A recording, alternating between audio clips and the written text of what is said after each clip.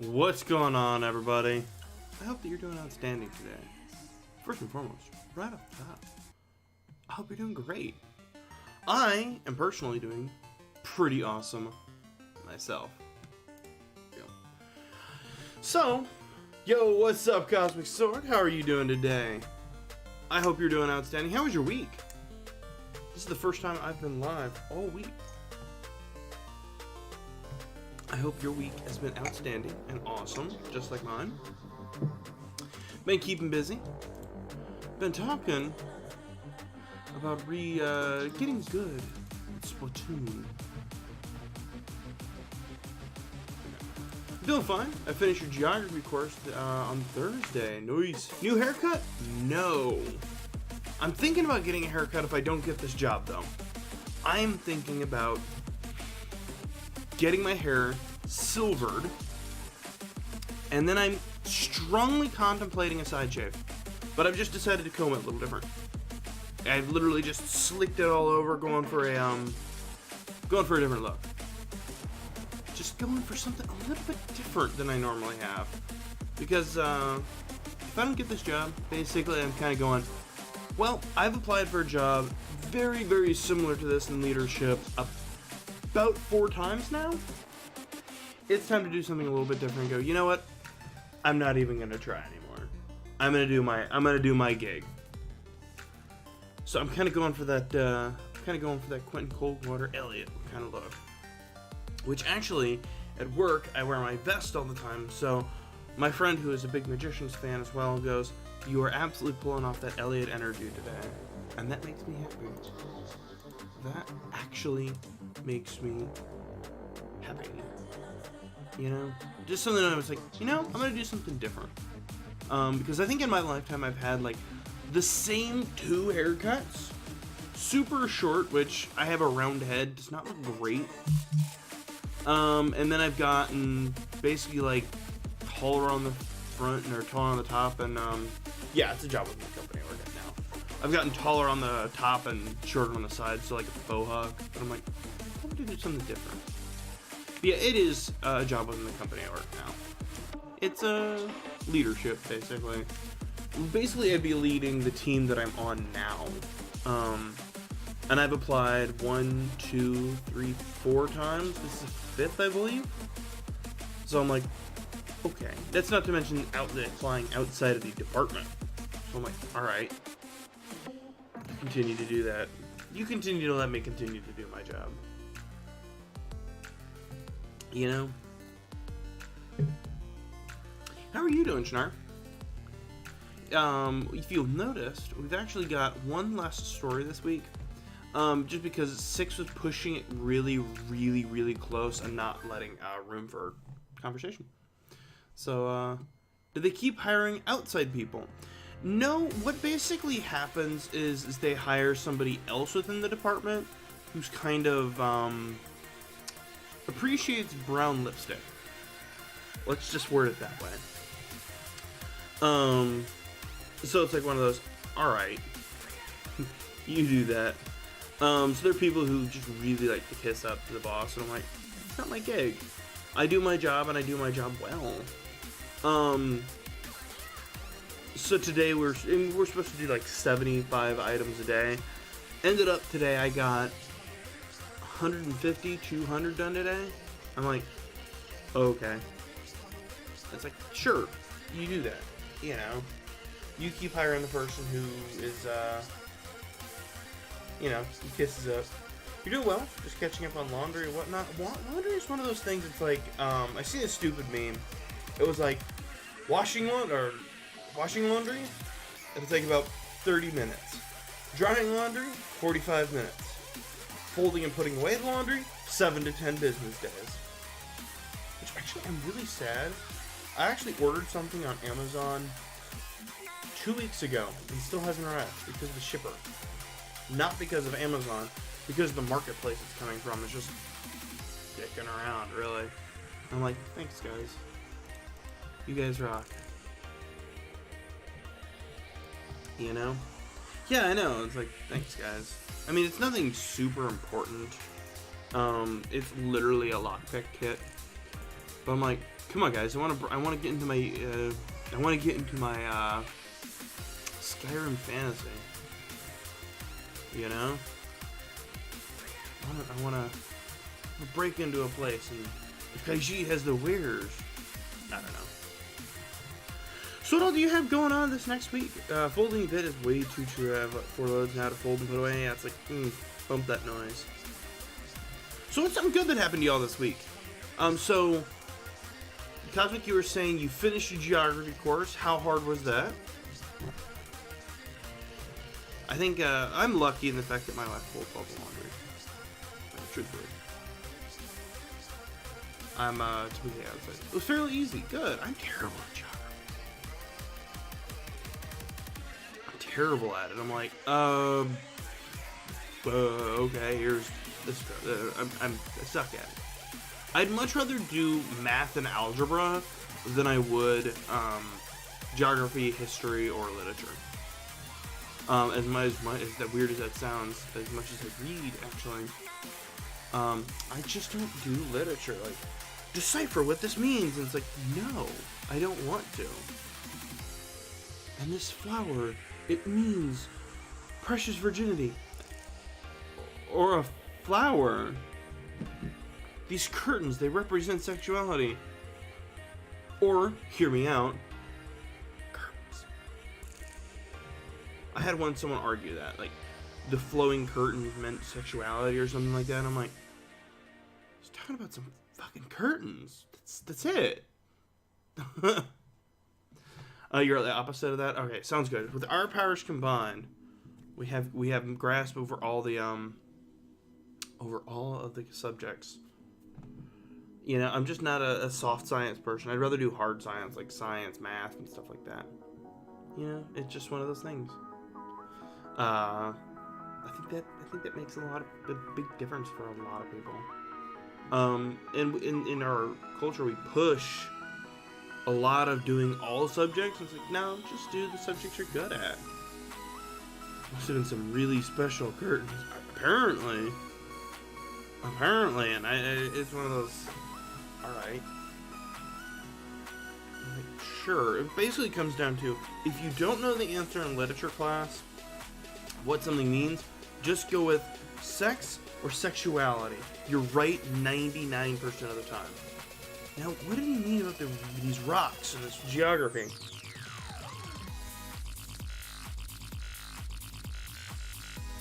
That? He wanted to hear me out. Bang his mom, like Freud said. Wrong. Oh, he was talking about rocks in geography? Maybe I'm looking at something differently. it's I don't know. That's where the school system fails at. They're more focused on turning students into mindless drones instead of unique individuals. Exactly. I think that in schools, it's a good idea to have dress code, but at work, no. It's one of those, like, we all know the type of work. Like, my job requires me to be business casual. We have nothing to do with anybody except a computer. First, schools are too busy teaching students what to think rather than how to think. Exactly. And they shame kids who are different, who don't view things the same way people do. Yo, what's up, pansexual pizza pirate? How are you doing today? I hope you're doing outstanding. I mean, think about it like this. You know, like, I'm a huge anime fan. And I'm like, alright, but in school, it's not smiled upon. You know? It's just not a thing. You know? I don't know. Everything. You know what? You were the third?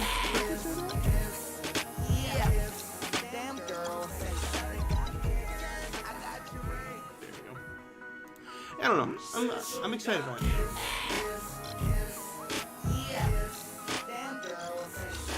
That does.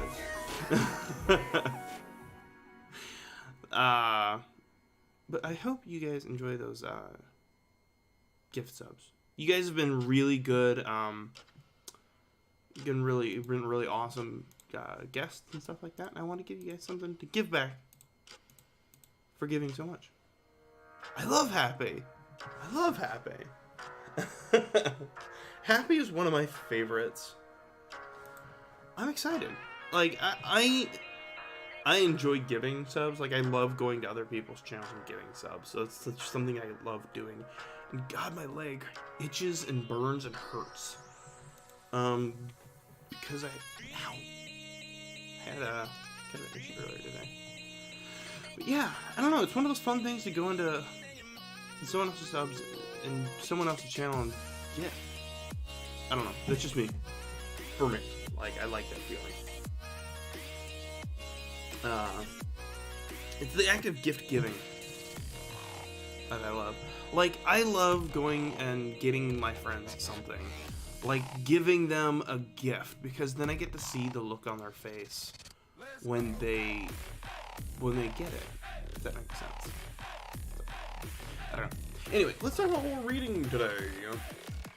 We've got some amazing stories. We've got Not Anymore, Chapter 6 from Schnark. We're catching up to the Chapter 7. We got Time Heals by the Girl Named Hawk. We got Chapter 2 of that. I'm looking forward to that one. We got more Trick. I'm excited. We've got more Galactic Threat, Predator and Prey by Cosmic Sword 11. The True Yacho Blood. Love it. It's really cool. You know, it's one of those things. We got Peace Doesn't Exist by XYZangel 26. We were going to read that last week, but didn't get to it. And then we got Stairs Con and Other Things by the Pocket Monster Y-Kai that we also didn't get to. Had a good conversation about Mary Sue's last week. So if you haven't watched that, tune into that one. That was really good. I'm actually really happy with the conversation about Mary Sue's and how to write characters.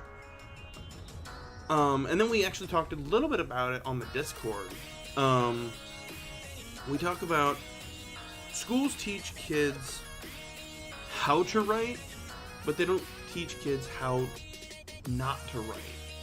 And you'll see these writing courses that are like, here's how you write this character, and here's how you write this character, but they don't tell you how not to write a character a certain way. So they don't tell you how not to write a Mary Sue, a Princess Peach, as it were. They just don't teach you that. They basically kind of just assume that you'll avoid that somehow, but it's not a thing. It's just not. You know? So, there you go. Another thing that we're actually getting ready to close in on, we're a little bit a ways from it, but it's time to start thinking about that. We're getting ready to go into being able to get another emote here pretty soon. It would be fun if we kind of came up with an idea of what we wanted as the new emote for Tier 1. Because right now we've got the cat. But what else do you think we should see for an emote for Tier 1? I don't know how many specifically unlocks. You know, that would be interesting. I think it. Oh, we get one extra emote. Yeah. So in a little bit, in a couple more subs, we actually get another emote. Is there another one we can get? Because we still have, if you use Franker's Face Z's, we actually still have the Black Mage kitty. But should we add another kitty? I think we should. Why don't we get to reading, and then we'll discuss more of that. Jesus. All of a sudden the music just jammed up in my ear. Okay, let's read. Okay. Not anymore. Chapter 6. Giddy laughter, sneering grins, sulfur and bile and blood. Tens, hundreds, thousands of them, pursuing him like a remnant pursues a mouse. Not hunter and prey, monster and plaything. And he was the plaything. The plaything that didn't know it was already dead. Run. And he did. Or rather, he tried to run. But he couldn't run. Why couldn't he run? His legs slogged forward through something thick and black. Some viscous fluid that reeked of iron, vomit, and sulfur. Boom, boom. Boom, boom. Boom, boom. Oh, they were really laughing now. Roaring at the futile attempt that was the plaything's escape. But he pushed harder, faster. He needed to go, needed to flee, needed to run. To run. Yes, to run. He needed to run. The fluid was rising now, snaking up his calves from his ankles, cementing his legs in place. Heart pounded in alarm. Chest heaved in panic. He tried to force himself forward, straining through the sludge, swimming with his arms. He needed to escape. They were going to kill him. No, he didn't want to die. A wave of dry heat blasted his body. The fluid was wrapped around his thighs now, binding him in place. Thick tendrils snatched his wrists and held him aloft, arms shackled, legs immobile. He writhed, he thrashed, he screamed, cried, pleaded to be released. Run. They shrieked with delight. Oh, this was the moment they had all been waiting for. The final capture of the playthings. Drums pounded, pulsing through his body with savage ferocity. Boom, boom. Boom, boom. Boom, boom. The putrid molasses boiled and bubbled, swelled up in front of him. It dripped off a dark figure in thick plops. Run! The black grease parted to reveal a fanged smirk, then a pair of blood-red eyes. Helpless, he spat at the demon, who only chuckled.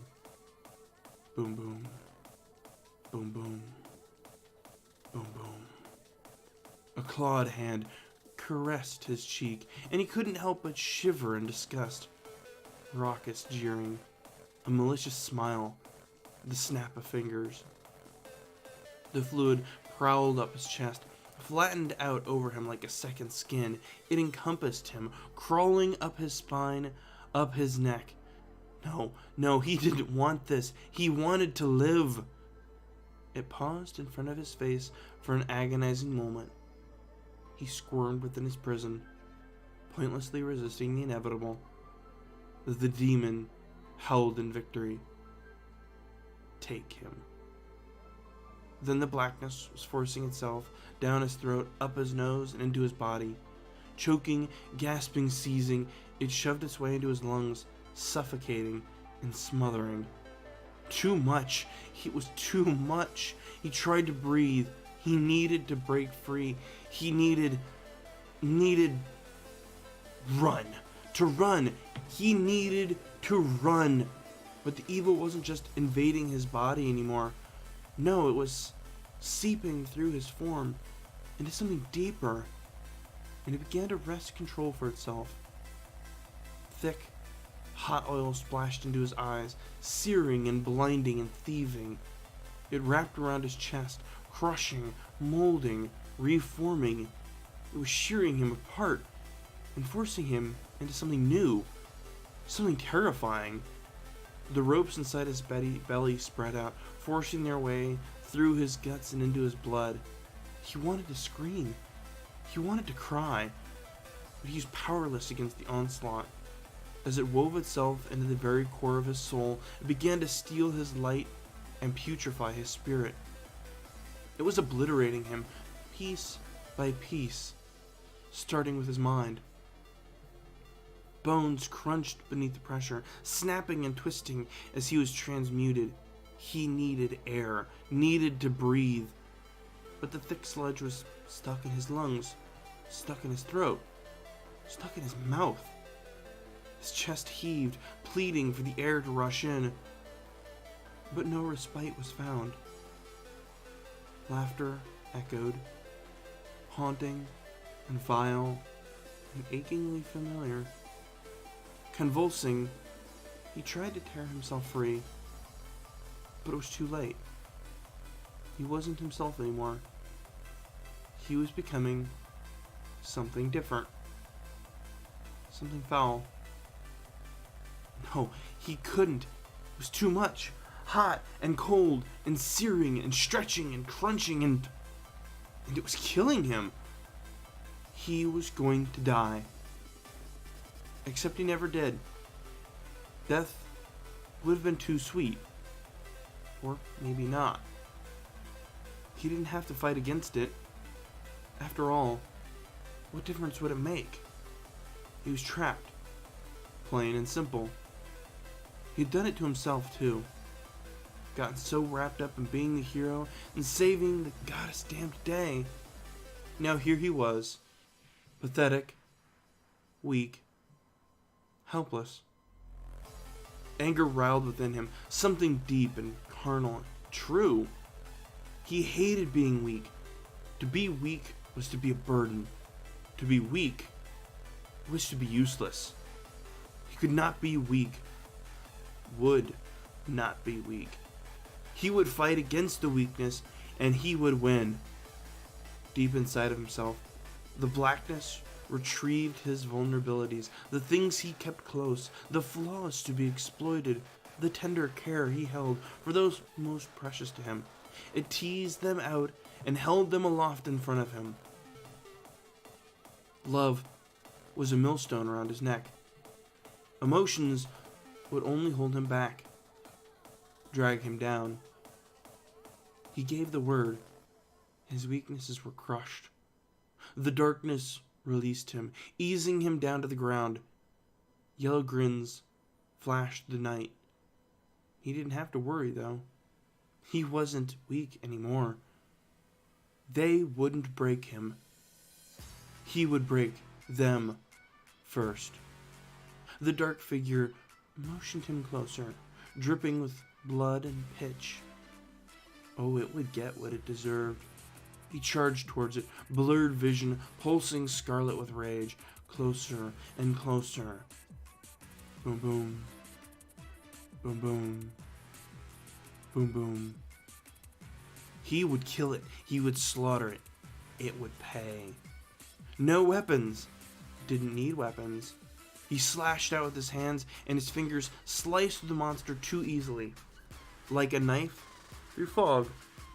It sneered, piercing into him with his blood moon eyes, cackling in delight.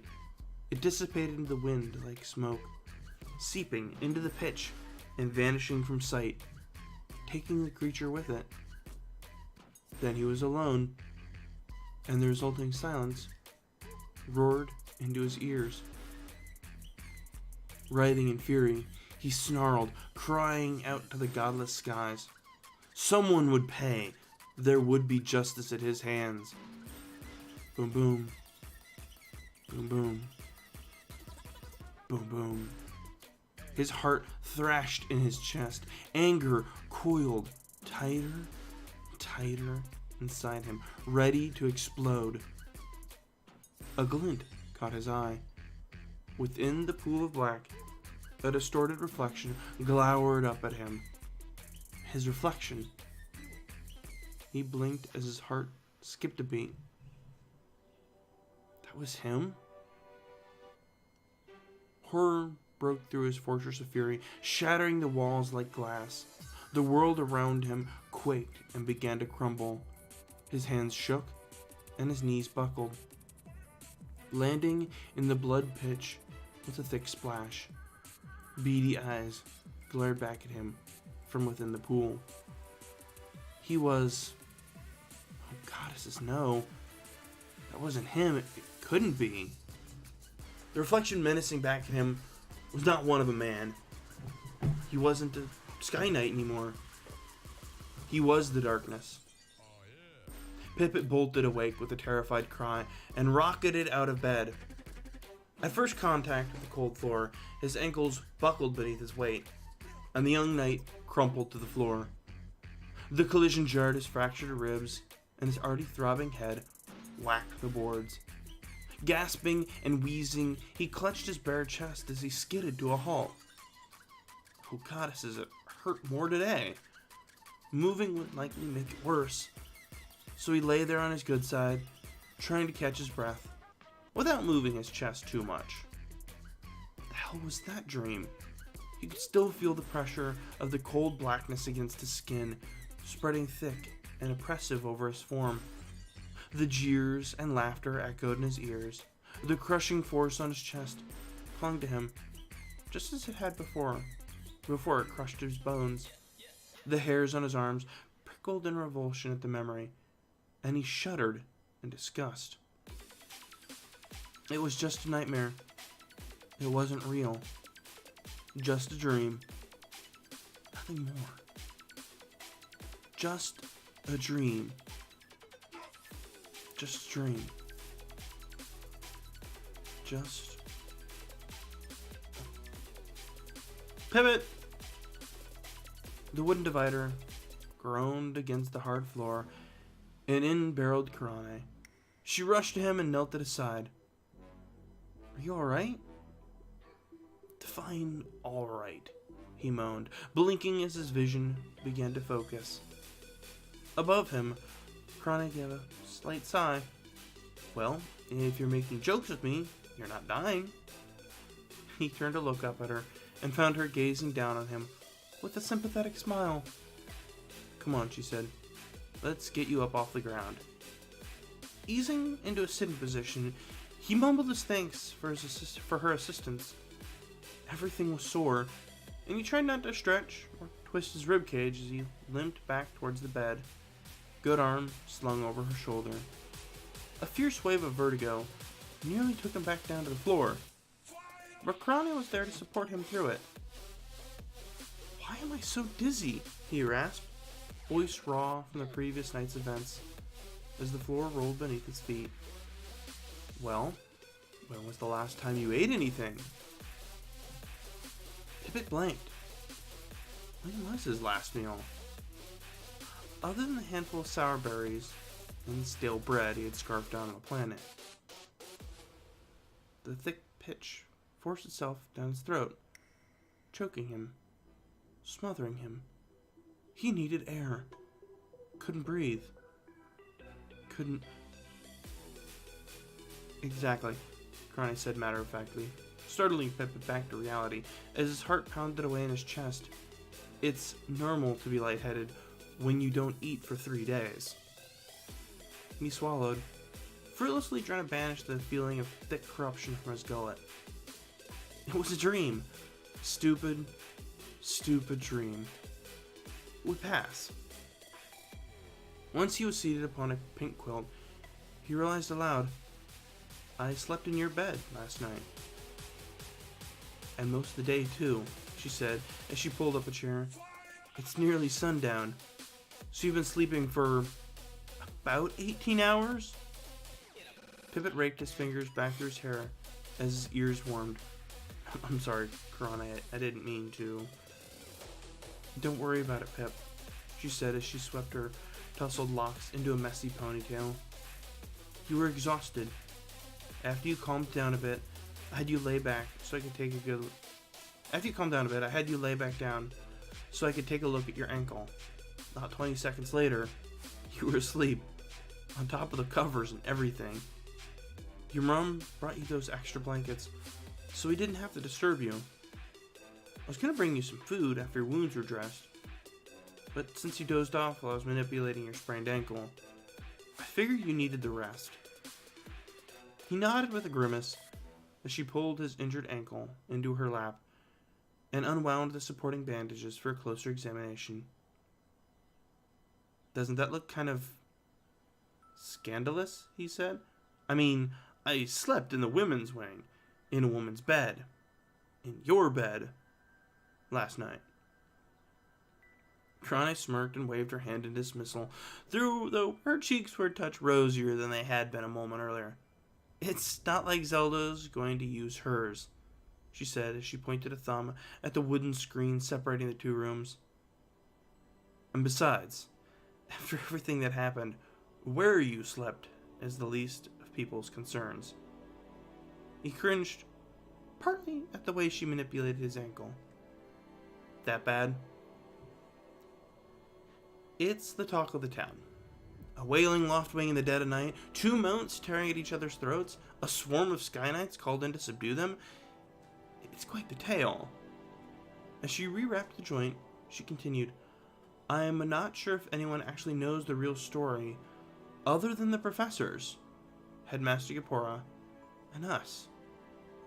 They want to keep it that way too, considering this involves an artifact only whispered in half-remembered legends. Pippet nodded and pulled his foot back to the floor after she secured the bandage. It made sense to keep it all secret. Something with that much power could easily be exploited if it fell into the wrong hands.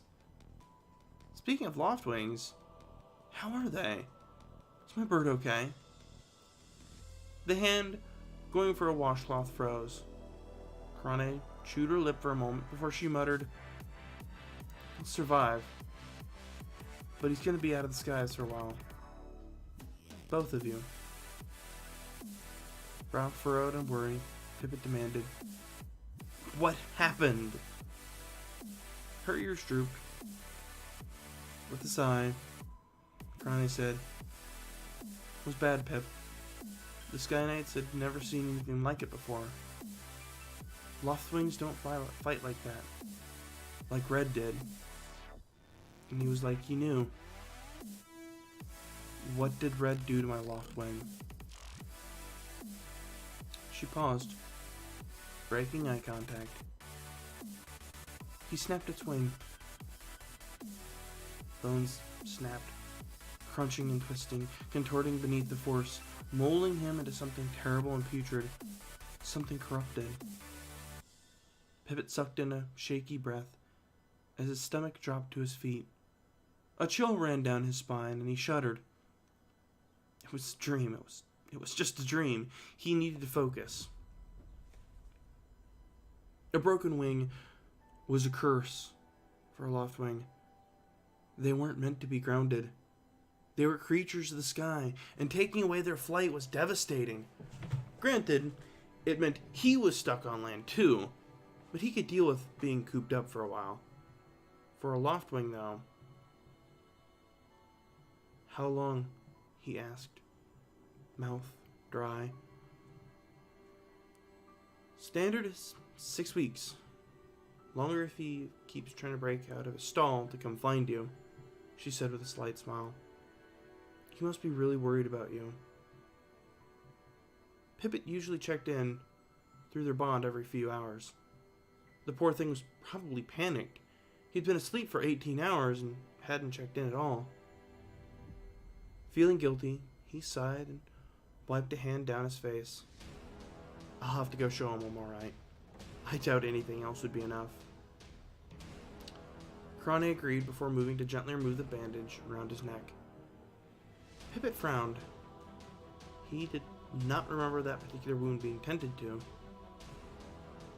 When? He said, motioning towards it. Right before I wrapped her ankle, she replied, gently unwinding the white fabric as he tilted his chin up for easier access. As tired as you were, I'm not surprised you don't remember. You didn't even stir while we cleaned and dressed it. We? Your mom helped. He hadn't considered his mother. She must have been an emotional wreck. Is she doing alright? She's better than she was before you came back, though she was a frantic mess. Seeing and taking care of you has helped a lot. Sorry, this will probably sting. She added before she began to ease the innermost layer of crusted gauze away from the seeping blisters on his throat. He hissed through his teeth as the fabric was removed and the air nipped at the exposed wound. Some parts of it throbbed, others were strangely numb. Krane gave it a quick once-over, murmuring to herself as she examined it. Once she was satisfied, she turned and began slathering a poultice of honey and fragrant herbs onto a fresh section of bandages. It isn't infected, which is better than I expected. However, it will leave a nasty scar. You will have to keep it bandaged for a while, and I'll just change the dressing twice a day until the blisters heal. After that, you won't need to keep it covered, but you might want to wear a scarf for a while to hide the mark. Pipit grimaced. I hate scarves. They're scratchy and it always feels like ants are crawling up your neck no matter how much they are worn or washed. I know. Krane interrupted with an amusing smile. She began to loosely wind the honeyed gauze around his neck. Would you rather describe to every curious soul how you landed a hand-shaped burn on your throat? Pipit's mouth opened and closed, failing to come up with a response that supported his view. She had a point. Begrudgingly, he said, I guess I'd better get used to the damn things then.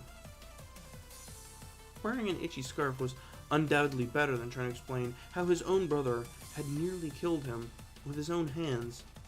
Not that he could fully explain what actually happened or how exactly the handprint had been seared into his skin. But that hadn't actually been his brother, though. No, that wasn't Link. It was that thing. The Triforce thing. Pipit had no idea what it wanted with Link. Was it sentient? Did it have a will of its own? It had certainly seemed so the other night. How could it seize control of someone like that? What kind of terrifying power could take his brother from barely conscious to throwing people across the room? Too many questions.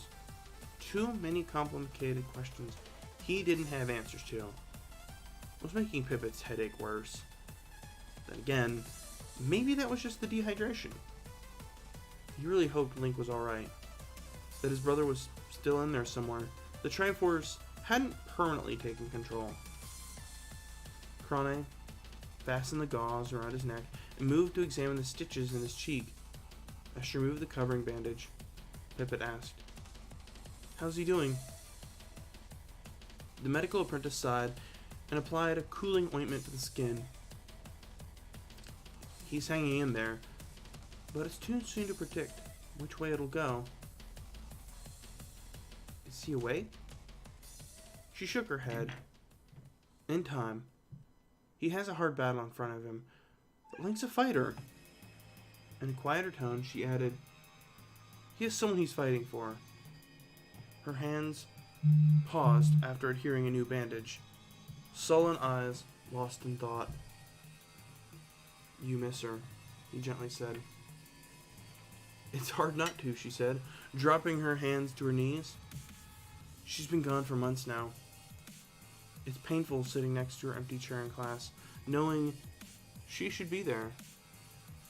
Some days I don't even think about her, but others it just hits me. And her hands fisted in the fabric of her pants as she took a steadying breath. Then Link goes missing for days or weeks at a time and always comes back looking so haggard and bearing new scars. It makes me worry if she's alright. And then you go off and lie to me. Don't think I didn't piece that together as you were leaving. You come back like this. She gestured to the swollen field of blue on his side as the corners of her mouth began to stitch downward. And then I'm trying to help stitch up my dying friend, who's somehow launching people through wardrobes. And her voice cracked. And I can only watch as he holds you up by the throat, and then your eyes are rolling back into your head, and you stop moving, and a tear broke free of its confines.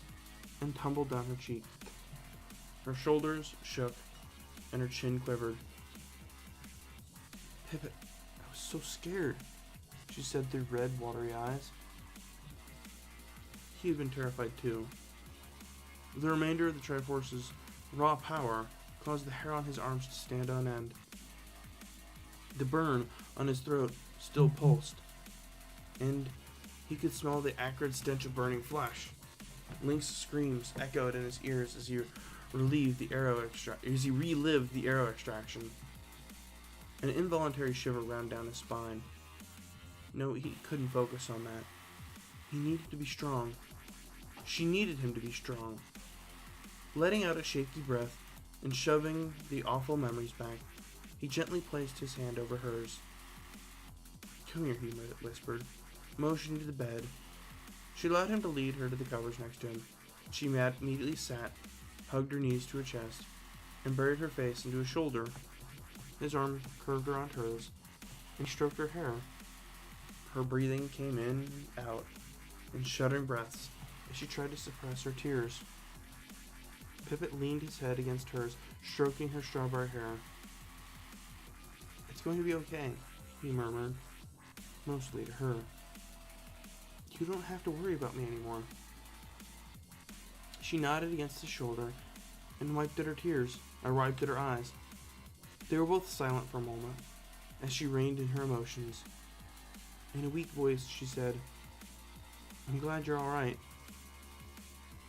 That depends on your definition of alright, he corrected with a crooked smile. She chuckled a bit in response and sniffed. Then I'm glad you're mostly alright.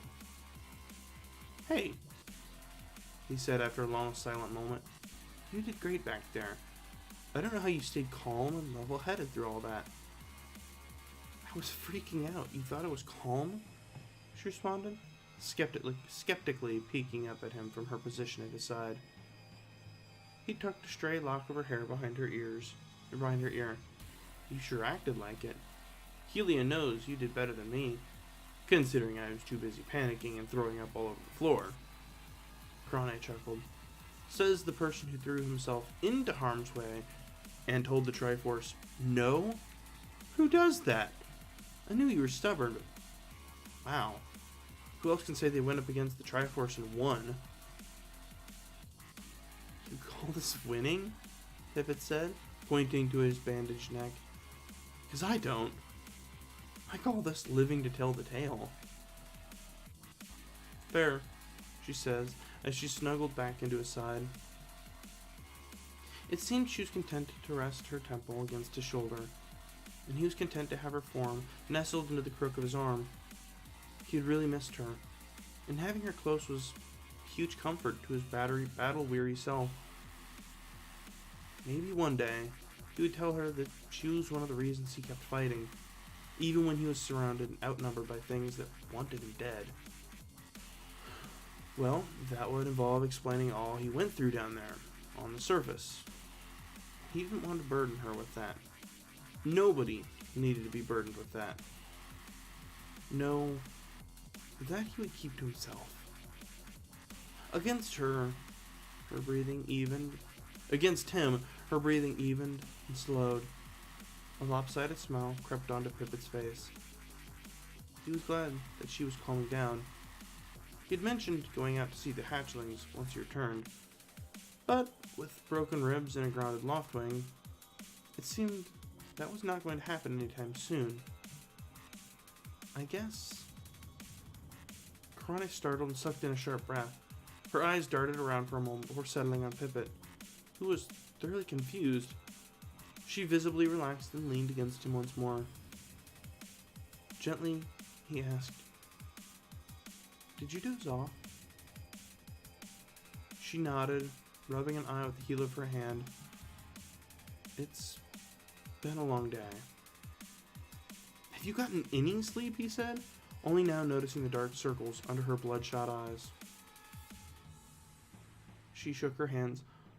Only before you knocked on my door. I've been up helping Owlin since. Has he gotten any sleep? Krane chuckled lightly. Probably not. I don't think he would even be able to rest if he tried. I offered to take the first watch over Link so he could get some rest, but he wouldn't hear it. She stifled a yawn and blinked the fatigue back. Now, what were you going to say? He scratched the back of his head. It seemed silly now, waking her just for this.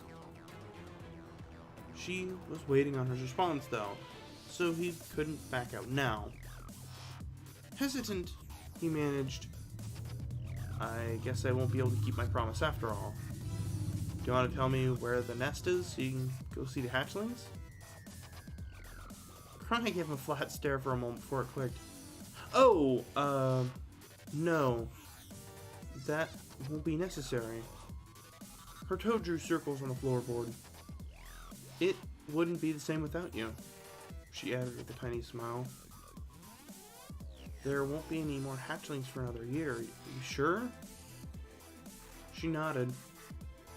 I can wait until then. A bloom of warmth sprouted within Pippet. It's a date then. I'll hold you to it this time, she said as she stood to head back to bed. Oh, Krane, he added, stopping her in her tracks. You have a little on your cheek. He trailed off, motioned towards the gray smudge. It must have rubbed off on her while she was leaning against his shoulder, which meant that he was still covered in grime. She rubbed her face, peering at the resulting spot of ash on her fingers. Then she shrugged and replied with a smirk. Yeah, well, you've got a little... She gestured up and down his body. All over you. It was all over the blankets he had passed out on. He noticed as he ran his hands over the covers, pointlessly trying to brush some of the soot off. He said, I can wash these for you if you'd like. She waved the notion off. I have another laundry to take care of tomorrow anyway. I'll just wash them then. Anyway, if you hurry, you might be able to get in the washroom and take a bath before a certain someone gets in there and hogs the tub. Still haven't figured out who that is. She trailed off. Are you trying to tell me I need a bath? He said with a playful smirk. She snorted and put her fists on her hips. Yes, now if you don't mind, I need to go lay down, or I'll fall asleep where I stand. She moved to head back to Zelda's room. Before you go, there's one more thing, Pippet said.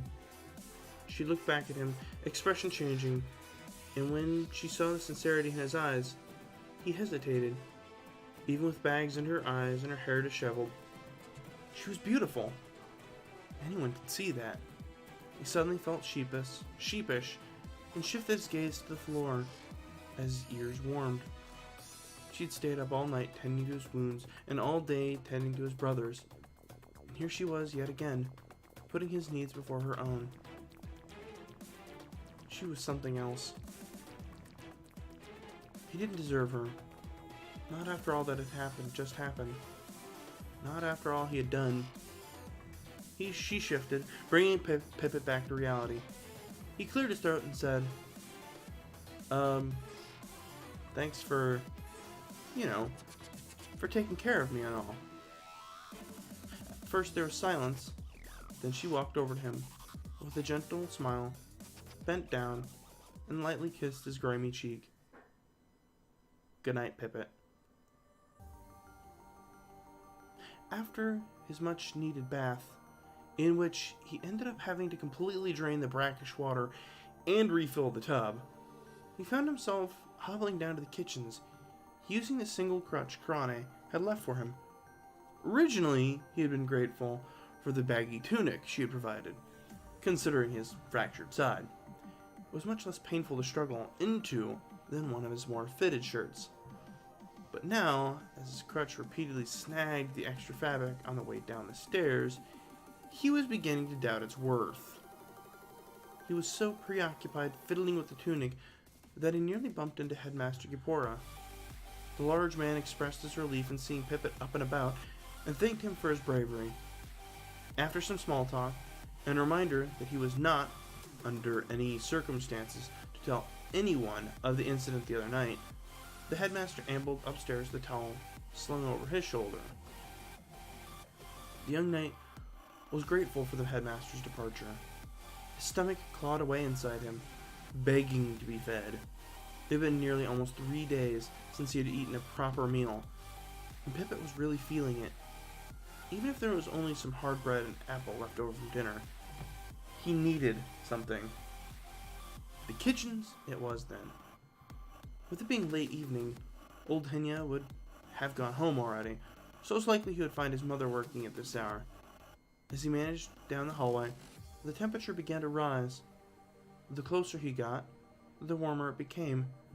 He found himself drawing the collar of his loose shirt away from his neck in discomfort.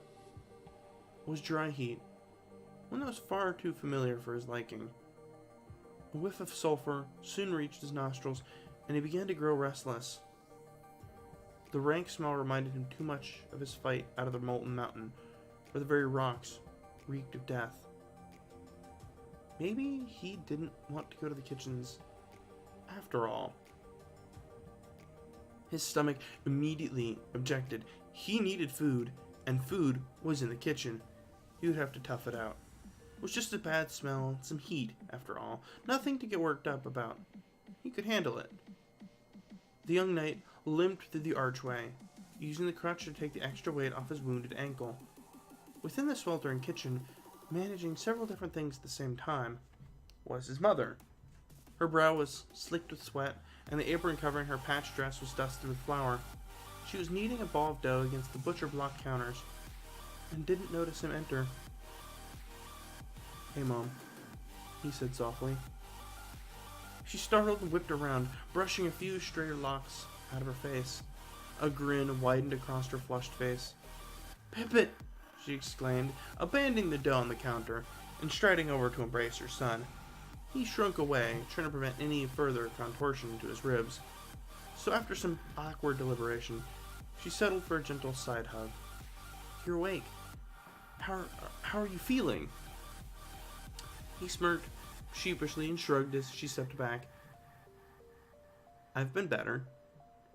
Her ears twitched. "Your voice, it sounds terrible." Pippet dismissed the notion with a wave of his hand. "It's just a little hoarse. It'll clear up in a day or two." Which was only half true. There was no need to tell her why he was hoarse. Granted, she had helped bandage his neck, so she probably already knew. If she did, she didn't mention it.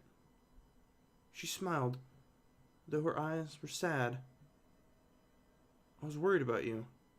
These past few days, I almost..." She seemed to lose herself in thought before she recollected herself with a breath. Plastering on a polite mask, she said, "You must be hungry, yes? When's the last time you've eaten?" In perfect timing, his stomach voiced its desire. She chuckled softly, the amused glint in her eyes seeping into the rest of her expression. "I know my son. Growing boys, neither food," she said, striding back to her dough to finish it up. "I have a few quick things to attend to, but then I can heat you up some of the leftovers from dinner tonight." As much as he wanted to reprimand her for referring to him as a child, food was too appealing to turn down. His stomach, however, was in a state of conflict. The stench of sulfur was nearly overwhelming inside the kitchen. His nose crinkled at the smell, and he found himself searching for the source. "Mom, what in skyloft are you making?" "The smell?" She glanced over her shoulder as she worked the dough. "Sorry about that. I was trying to get breakfast prepped for Henya tomorrow, and didn't realize 2 of my cocoa eggs had gone rotten until I cracked them open. I haven't had a chance to take the trash out yet," she said, nodding at the source of the rank stench in the corner. He nodded, brow furrowed, trying to ignore the pervasive odor. On the opposite countertop rested a raw leg of lamb upon a wet butcher block. Next to the block lay a large meat cleaver, one with striking similarity to the very one he'd been struck with on the surface. It was already smeared with blood from a previous butchering session, likely just minutes before his arrival. His lip twitched at the sight. Subconsciously, he put more distance between himself and the weapon. He had dealt with enough cleavers for the time being. There was no need for him to associate with this one. That didn't stop his heart from beating faster. His mother shaped the now thoroughly kneaded dough into a loaf and set it aside to rise. After dabbing at her brow and wiping her hands on her apron, she snatched up a wooden peel from beside the oven and slid it beneath the loaf that was ready to be baked. She headed towards the oven and motioned toward it with her head. "Would you be so kind as to open that for me? My hands are occupied at the moment," she said as she held the peel in her both hands. He hobbled over to the oven, managing to the best of his ability in his injured state. The heat, paired with the stench of rotten eggs and the sight of the cleaver, had him strangely agitated, and he couldn't put his finger on why. He opened the oven door for his mother. A blast of dry heat hit him, and he screwed his eyes shut in response. A shudder ran down his spine, and he felt the world within him shift and morph. When he opened his eyes once more, the kitchen was gone, replaced by an expanse of rock, ash, and liquid fire. He suppressed a gasp. This was... It couldn't be. No, he didn't want this. He didn't want to be here. He was back down. He was back down in the volcano. His heart thumped in his chest faster and faster. Boom, boom. Boom, boom. Boom, boom. His body was frozen in terror. Everything moved too fast, and the figure in front of him blurred through reality. The hand that went to grip the rusty meat cleaver was not his mother's. It bore stumpy brown fingers and yellowed claws crusted with blood. It was the decoratable goblin, the very one that had struck his side of the cleaver and fractured his ribs. The one that had kicked him, he had kicked into the lava. The one that should have been dead. But it wasn't dead. It was here. And it was furious. It snatched the tool up from the rock, positioned the leg of lamb on the surface, and cleaved it in two in a swift stroke. The resulting pieces twitched. Pippet heard more of the monsters around him, their war cries echoing just out of sight, their hot breath creeping down his back. But he was transfixed on the decorated swine in front of him, paralyzed in fear. A putrid mix of sulfur, rotting flesh, and death assaulted his nostrils. The heat was suffocating. His feet were cemented in place, and every muscle in his body tensed. Couldn't think. He couldn't move. Couldn't think. Needed to breathe. Needed... The creature before him turned to face him, growling through its teeth. The monster stalked towards him with cleaver in hand, drops of thick crimson spilling off the blade and sizzling on the scorching rocks. He needed to get away, needed to run. A hand reached for him and dug into his shoulder. No, it was going to... He needed to... He was... Pippet, what's wrong? Are you okay? He startled and sucked in a breath as the vision shattered. His mother's blue eyes peered into his own, her expression concerned. What? Pippet's gaze flitted around his heart as his heart hammered away in his chest. The volcanic rocks and ash were gone. He was back in the academy kitchen. The oven still blasted him with heat. In his stunned state, he had never closed the door. What in Skyloft had just happened? It had felt so real. Too real. The panic pulsing through him had his stomach in knots. He shook his head, trying to clear the experience from his mind, and frantically composed himself. After taking a steadying breath, he managed out, "Yeah, I'm fine. Sorry, my ribs." His mother's ears drooped in sympathy. "Do you want to go sit down? I can bring your food to you." He nodded, murmuring his thanks, before he stiffly hobbled over to a nearby table, away from the direct heat of the fire. He sank into the wooden bench and wiped his sweat-slicked face, trying to control his breathing. He focused on the whorls and the grain of the table. His eyes traced the lines and swirls in an attempt to stop replaying the scenes he had just witnessed. Eventually, a steaming bowl appeared before him, and he mechanically forced food he couldn't taste into a stomach that no longer wanted it. This was Chapter 6 of Not Forgotten by Schnarf 9892. That was really good. That was really, really good. I can see like the PTSD angle. PTSD. The nightmare scene was so intense that the sound of his heart beating added a nice atmospheric touch. I agree. I really liked the in a weird way, the flashback scene where it was like it was so real to him, but he couldn't explain why. And not being able to talk about it, basically, it kind of drives home that the PTSD angle, because he's not getting to talk to anybody about it. He just has to live with it. You know, it's a really good. It's really good. Man.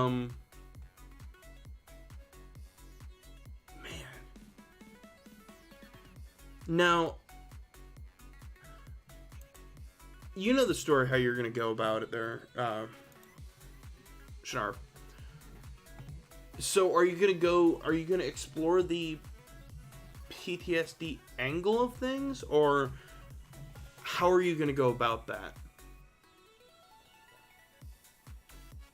No, I really liked that entry part, because it was not because it did not tell you, we're talking about Pippet. It was very much like, are we talking about Pippet? Are we talking about Link? It was like, who are we talking about? Because it could fit both. At first, I genuinely thought we were talking about Link being captured, and he was basically reliving it. But I like it that Pippet is the one who's kind of the central character. It kind of absolutely makes it a little, I think in a weird way, better. Okay, why am I getting 700 notifications and stuff? It's like, thank you, people. There we go. Okay.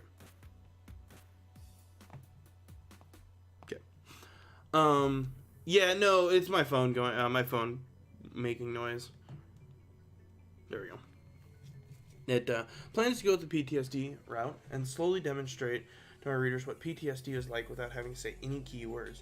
Yeah, sorry, my phone kept buzzing. I swear to God, I can go all day, not have a single notification. I will go live. My phone will get every notification in the world, and normally my phone is on silent mode. But for some reason it turned on to vibrate. Instead of just straight up no sound, basically. No movement at all. So that's always new. Wow, that absolutely. There we go. At least no one tried to call you hey. Because when you say the word flashback, people have preconceived notions that they subconsciously throw into their interpretation. See, I kind of view it as like the old Vietnam flashback sort of thing.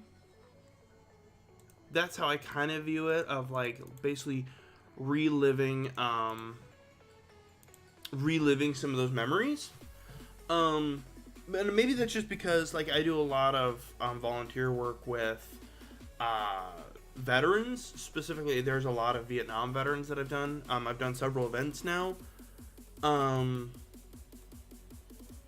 and talking about that. And then I also do, besides that, I also do a lot of work with, I don't say I should do a lot of work with. I've actually started working and raising money for Alzheimer's. So taking those mental aspects, it's kind of interesting. By avoiding naming outright, I can show what PTSD and mental illness is without what that cultural lens. Just like, no, this is actually what it's like, and it's fucking terrifying. I mean, I'll agree. And as much as I've never experienced anything like that, so I can't tell a person what it is. And I would never ever take ownership of knowing what that feels like, because I don't. And I never will. Praying, I never will. I should probably take notes about that. You know, I'm thinking about, I think it would be kind of cool to have sort of like a writing thing in the Discord, because we end up talking about writing a lot. I feel like, no amount of being strong or powering through can help. No, from everything I understand, especially with working with Vietnam veterans, and it's one of those things of, it doesn't stop. It just doesn't happen nearly as much, but you never know when it will strike, basically. It's a lot like grieving for loss. You never know when it's gonna happen, when it's just gonna hit you like a ton of bricks, but it never goes away. It just doesn't hit as often. And it comes in seasons. I'd imagine that's what PTSD is like. Again, don't actually know. That's how I kind of picture it in a weird way. Of sometimes it just happens. And much with like Pipit, it happens through triggers. As much as people have made a mockery of that word, it's something that triggers it. Maybe multiple stimuli. There's catalysts to it. Precisely. There are good days and bad, good seasons and bad. Exactly. I think that people fail to realize that, especially even with other mental illness, of like, and you say, oh yeah, I have, depression, anxiety, and they're like, but you're so happy all the time. And it's like, not all the time. And the thing is like, it's not like, oh, you're depressed, that means you're always down and glum. It's like, no, it doesn't mean that. You're confusing depressed and being part of the Addams family. Talking short, it's really freaking hard to understand unless you actually go through it. I can't imagine. And I would never claim ownership of that. But it's one of those, like, people don't understand there are phases in life, and there are modes, basically, of, taking, like, I'm a medical person. I thought I knew all the symptoms and thought I understand it. You're so wrong. I can't even imagine being part of medical. I wish Doug was here, because Doug has some really interesting stories from working security at a hospital and dealing with people that have things that scar them. And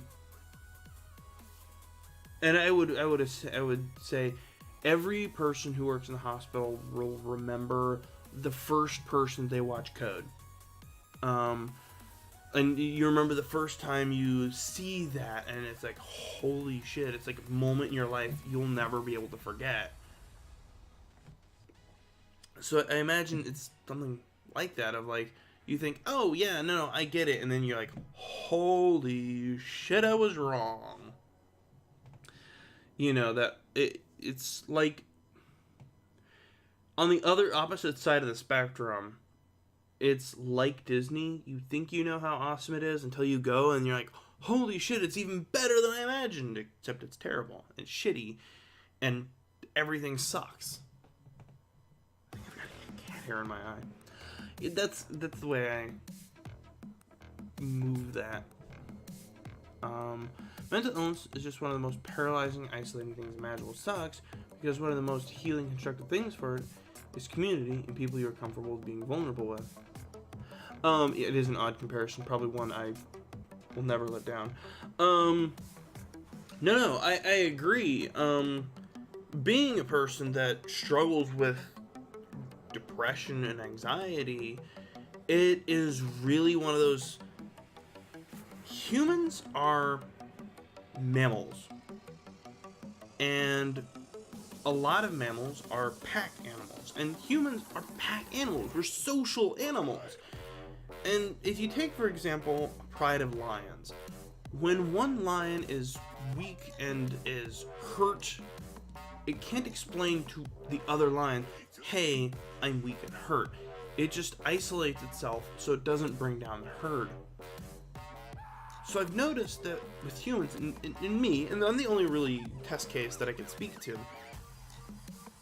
is when I am like depressed and anxious, I like start pulling away from people, which is the exact opposite of what I need to be doing. Because my thought process is, I don't want to bring anybody else down. I don't want to hurt, I don't want to compromise herd integrity. But you need people. And it's weird that we're in a place in society where we're open and we're like, let's talk about mental health. Let's talk about it. Let's accept it. You want to talk about mental health in the workplace? What the fuck is wrong with you? It's like, hey, whoa. You literally just said, hey, let's accept mental health and let's talk about it. Let's have an open dialogue about it.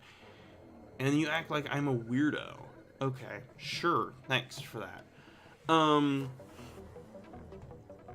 Like, when I was taking time off to go to the therapist every week, I took time off. I'm like, why are you taking time off? And I was open about it. I was like, yeah, I'm going to a therapist. You know, I need to go see a therapist, and I'm taking a little bit of time off. Half an hour every Thursday. Not that much time. And the look my supervisor gave me was the look of, oh God, he's going to snap and go postal. And it's like, nope. Going to therapy so that I don't snap and hurt myself. Okay? The look of, oh, you're crazy. It's one of those like, and this is why people don't open up honestly about mental health. If people and honestly, I think if people in the workplace opened up about mental health, it actually would do a lot of good in the workplace. Because how many people struggle with it? And they struggle with it but don't want to talk about it at work with the people that they spend probably a great deal of time more so than they do with anyone else. I mean, think about it. So, example, I work 40 hours a week plus. So I technically work 8.5 hours every day. So I spend 40, 41, 42, 40, almost 42, 3.5 hours a week at work. Waking hours. That is more time than I spend with my brother.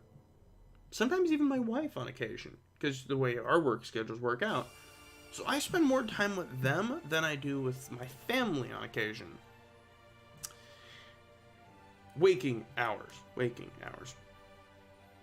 And if you're basically cutting out half of your life and saying, I'm not going to talk about this huge mental issue, what are you doing? You're not able to acknowledge something and move past it. You're not able to basically take hold of it and own it. Mental illness affects 1 out of every 5 people. It's 20%, yet it's so ridiculously stigmatized. Exactly. the moment you say, yeah, I had to go to therapy, they look at you like you were about ready to go postal and hurt somebody. And it's like, no, I'm not. I just don't want to feel shitty like this anymore. I don't want to feel like this anymore. So why are you making this a punishment, basically? I don't know. It's one of those weird things of, like, talking about it. They're like, people are like, let's have a conversation. And I seen a stupid meme. It was like, workplaces wanting to take more ownership of mental health and want people to live a balanced life. And people are like, cool, can you hire more people so I don't have to work, so many hours? And they're like, no, we just meant do yoga or something. And it's like, it's kind of true.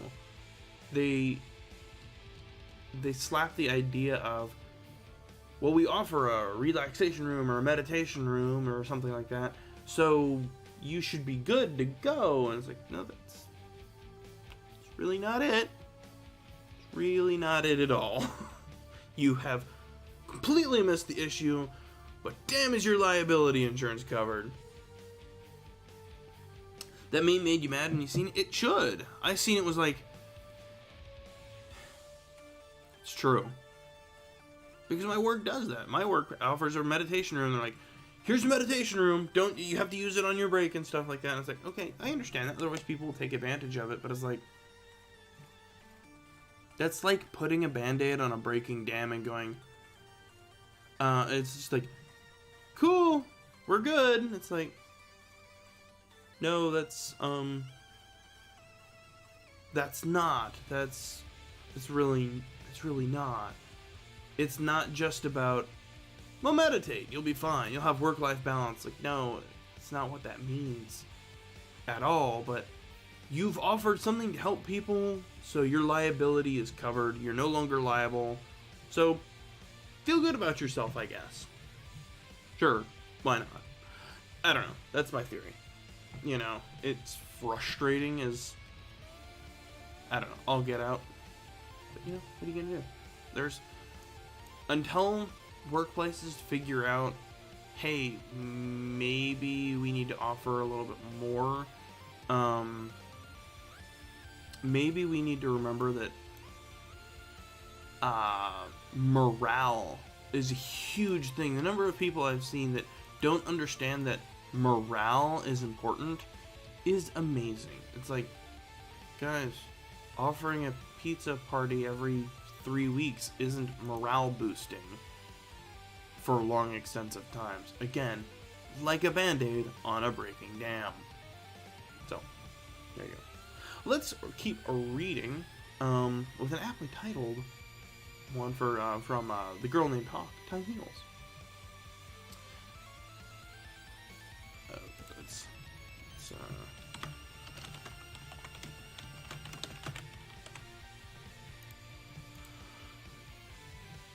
Time Heals, Chapter 2, House Call, by The Girl Named Hawk. Hank hated the news, and all its streamlined, fear-mongering bullshit. Both everything happening in Detroit, he wanted to be informed as possible, and up-to-date as possible. He kept it on in the background while he cleaned up from dinner, which mostly entailed putting the leftover pizza in the fridge and throwing out the box. It was ironic, really. A few days ago, people relied on androids to take care of everything for them, from their dirty work, to childcare, to their sexual needs. But no, after one little protest, people were setting their maid bots on fire on the streets and shooting fast food workers executioner style, like they were nothing. The armed soldiers dragging the androids off to camps were the only thing holding the people back from a city-wide riot. And the androids? Well, the androids were protesting peacefully, but after the slaughter they endured that afternoon, who knows where they would stand now. He feared for Cole's safety and was seriously considering leaving the city. Maybe it would be nice for him and the boy. Maybe they could start over somewhere new. Dare he even say it? Somewhere with less fucking snow. Although it seemed everyone was fleeing north of Canada, or there were no androids to worry about. Of course, when he proposed this idea to Cole, his response was a definite, "Screw that." But this tended to be the boys' opinion on most things of late. They both already had their passports and a bit of money saved up, so if they had no other choice, at least they had that to fall back on. He turned off the TV and rubbed his eyes. The only thing that mattered was Cole's safety. His job, his home, his life savings. He would throw it all away for his one and only son. He was standing in the dark living room, listening to the steady patter of rain, completely lost in thought, when the doorbell rang, startling him and setting off Sumo. He checked the time on his phone. It was just past 9 o'clock. Far too late to be expecting any visitors. Not what they would be expecting anyway. The Andersons were about as antisocial as you could find. Work would know better than to bother Hank at home on his day off. And Cole rarely made friends with people, unless they were a screen and a time zone or two between them.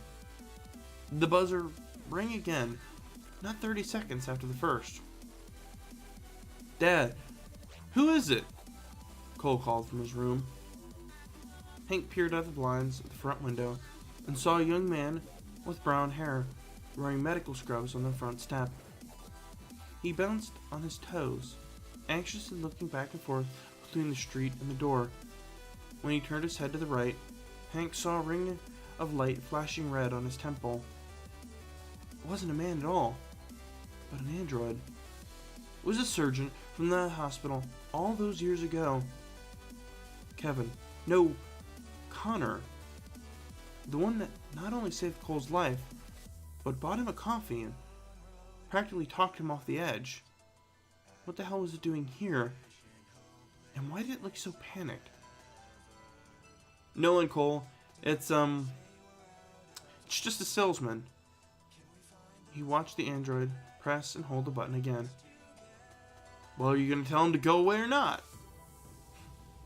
It didn't look armed, or seem to pose any immediate threat, so Hank cautiously opened the door. The cold fall air whipped around him, chilling the exposed skin on his arms. Connor's face lit up in a bright smile when he saw him. "Hank!" He was shaking as if it were cold, or perhaps even scared. "Connor, what are you... How did you find us?" Hank asked. "Your address was in Cole's medical file. Lucky for me, you haven't moved in 5 years." Its smile quickly fell away. "I'm sorry, I didn't know where else to go. They were rounding up the androids at the hospital to be taken away from recycling, so I ran away." A car drove down the street, and the android made a noise Hank could have sworn was a gasp. It then raised its hands to cover its LED until it passed. "Please, I need help. Harboring an android is a federal crime. I could go to jail, and I don't know if you're programmed with the concept of that, but it's a very long time, in a very bad place. And Cole needs me. I can't just..." Somehow the android was pulling off the sad puppy look better than Sumo ever could. Here it was, wet and scared. Well, Hank basically sent it off to the slaughter, but there was no way he could help it. He couldn't bear the thought of getting hauled off in cuffs by one of his own, or the idea of what prison life would be like for a cop.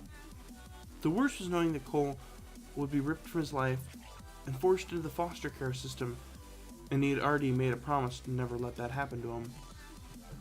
"I'm sorry. I'm really sorry, but I can't," he said softly as he slowly began shutting the door. "Hank, please." It threw its hand up to block the closing door. "I don't want to die." Connor begged, its doe-like eyes filling with tears.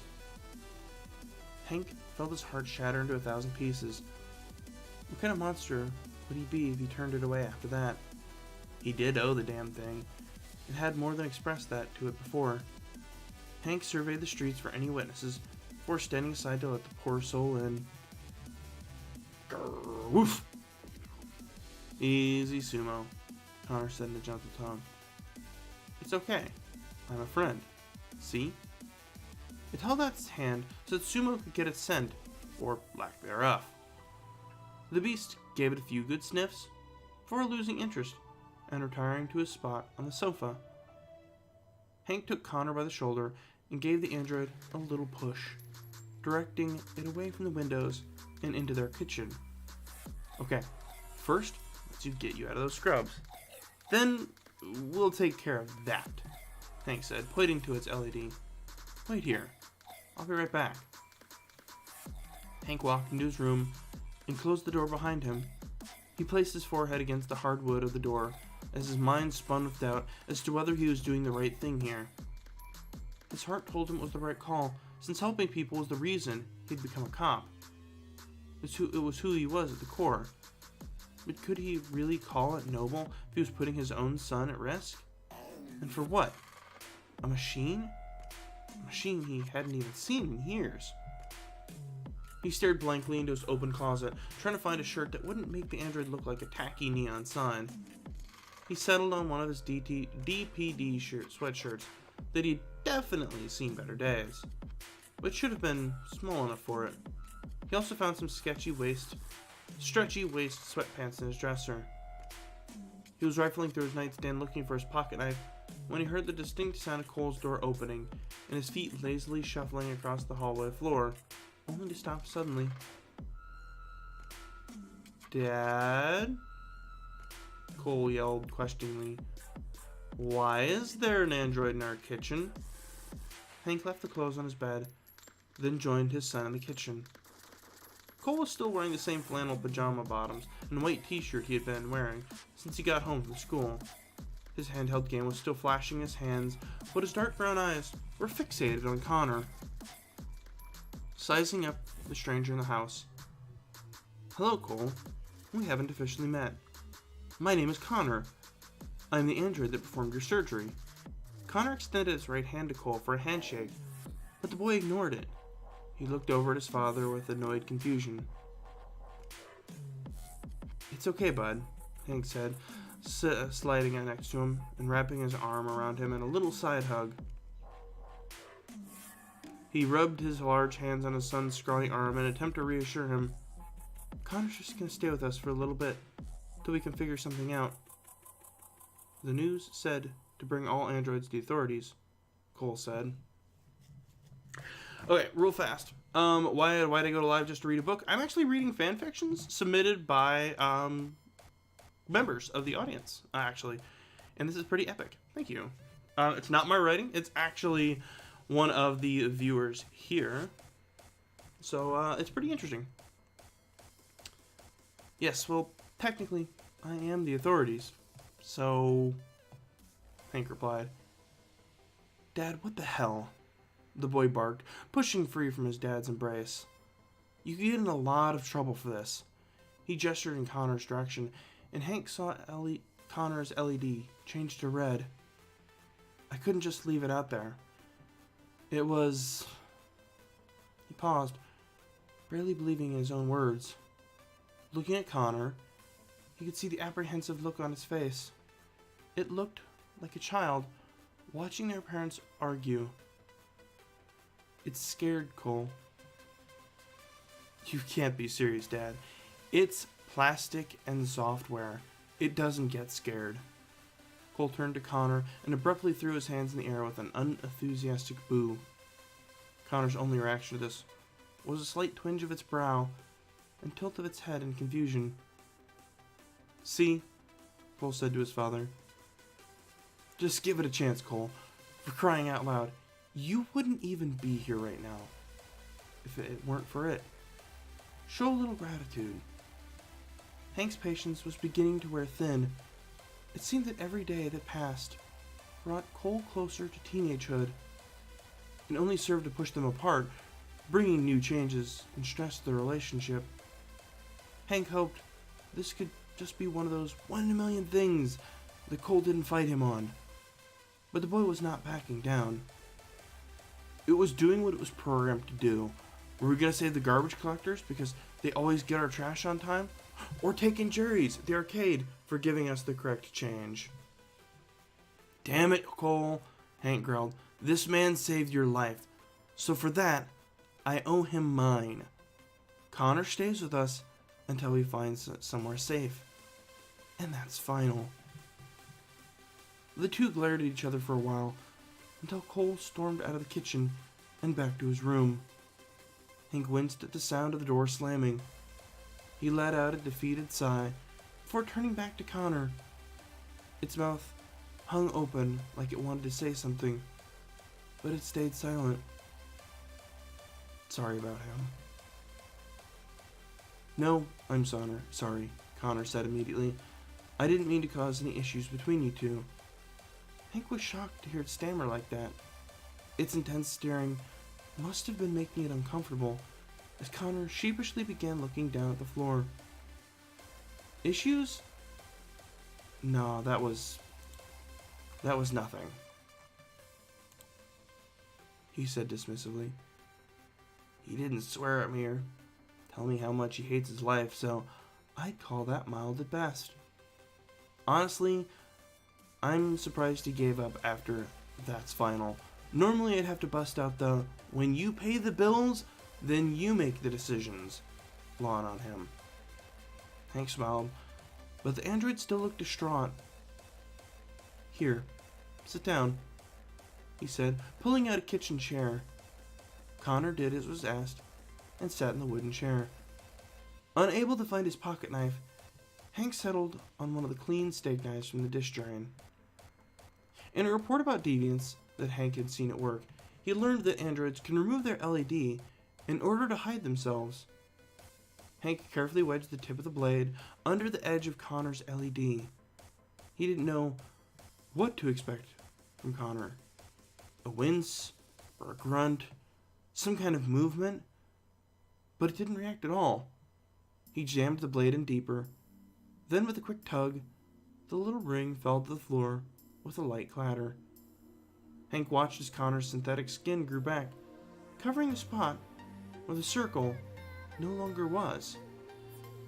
Thank you, it said, staring blankly across the room, its long fingers reaching up to touch the bare spot.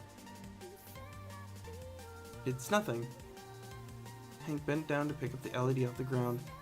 This thing's practically a sticker, he said, studying it, turning it over and over in his fingers, trying to decide if it was okay to throw it in his trash, or if he should toss it in a random can somewhere on his way to work, so not to leave evidence. Why would they bother designing you guys with... No, I meant earlier. You said, this man saved your life. No one's ever called me that before. Did you really mean that? Do you think I'm a man? Do you think I'm alive? The last two words were so quiet, they came out almost as a whisper. Connor, I know you're alive. I've always known. Connor finally looked up at him, its mahogany eyes wide with shock. Honestly, there was never any doubt in his mind. Even before the coffee, Hank had seen something in Connor. Something not quite discernible or overt, but something one learns to pick up on after more than 20 years of being a detective. He also wasn't dumb enough to fall for the prototype bullshit. Who the hell would program a surgeon to have opinions on dogs or Serbian death metal? So, why didn't you report me? Why would I? You weren't hurting anyone, Hank said, shaking his head. Besides, what would I say? He mimed being on the phone with his thumb and pinky to his ear. Hello, Cyberlife? Yes, your android saved my 7-year-old from a brutal death. But I think it's broken. It's got empathy, and a goofy laugh, and good taste in music. Kill it. Kill it with fire. Hank snickered at his own dated reference, but then felt a twinge of regret, murmuring that was happening to androids outside his walls. Well, I don't know if I'm technically a man, but I think I like being called masculine pronouns. I'll try to think of myself as such from now on, Connor said, with a small, elated smile, finally returning. Looking down at Connor, Hank couldn't help feeling a touch of jealousy. Connor hadn't aged in the slightest in the last 5 years. It was... no. He was like a hand-spun silk flower, while Hank was more like a withering bonsai tree that somehow some asshole refused to water. The last time he saw Connor, his hair still had color, and his skin didn't have nearly as many wrinkles. Not that physical appearance mattered much to Hank, but looking at the same flawless face after all this time did give him brutal reminders of his own mortality. "There's some clothes in the bedroom there," he said, pointing towards his room. Connor stood up and left without a word. After putting the knife away, Hank hovered at the edge of the hallway. The lights were still on in Cole's room. He briefly considered when to talk to him, but he knew that his son often needed time to cool down after an outburst like that. Hank pictured him on his laptop, taking out his frustration on strangers who had the misfortune of crossing his virtual path. It was an old laptop that Hank had commandeered from work and had a friend fix up. Not the newest or the most compact, but it was able to run Cole's video games. Hank gave it to him to praise him for getting his grades up, and Hank remembers his look of gratitude so clearly because it felt like the last time the boy genuinely smiled at him. He decides to leave him for a while, let him unwind for a bit. Then maybe he'd have an easier time convincing him to give the unexpected house guest a second chance. He was about to turn back to the living room when he heard a soft sound coming from his bedroom. It made his blood run cold and his throat tightened. Connor was crying, which then turned into full-blown sobbing. Hank couldn't understand how someone who didn't need to breathe could sound so helplessly breathless. He wanted to throw open the door and do something to comfort him, but he didn't even know what he could do. Tell him that everything would be fine? Complete bullshit, and they knew that. Give him a hug? He didn't even know if Connor was capable of feeling physical sensations. Even if he could, Hank remembered his rigid reaction to their last hug and figured it was not what he needed right now. He decided to do the only thing he knew he could, which was to work for creating a solution. He took out his phone and began searching through his contacts until he found who he needed. "Hey, Pedro, it's Hank. Listen, do you still know that guy who can forge electronic documents? I need stuff to get someone out of a country. You know, passport, ID, all that." "No, it's not for me. It's for a friend." "Picture." "Yeah, I can get a picture. I'll send it to you in a second." "Alright, thanks, Pedro." He terminated the call just as Connor stepped out of his room. He was glad to see the clothes fit him perfectly.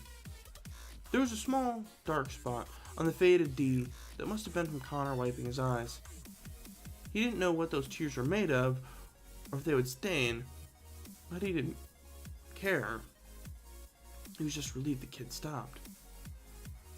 "Come here," Hank said, guiding him into the living room, positioning him against the white wall before taking a step back.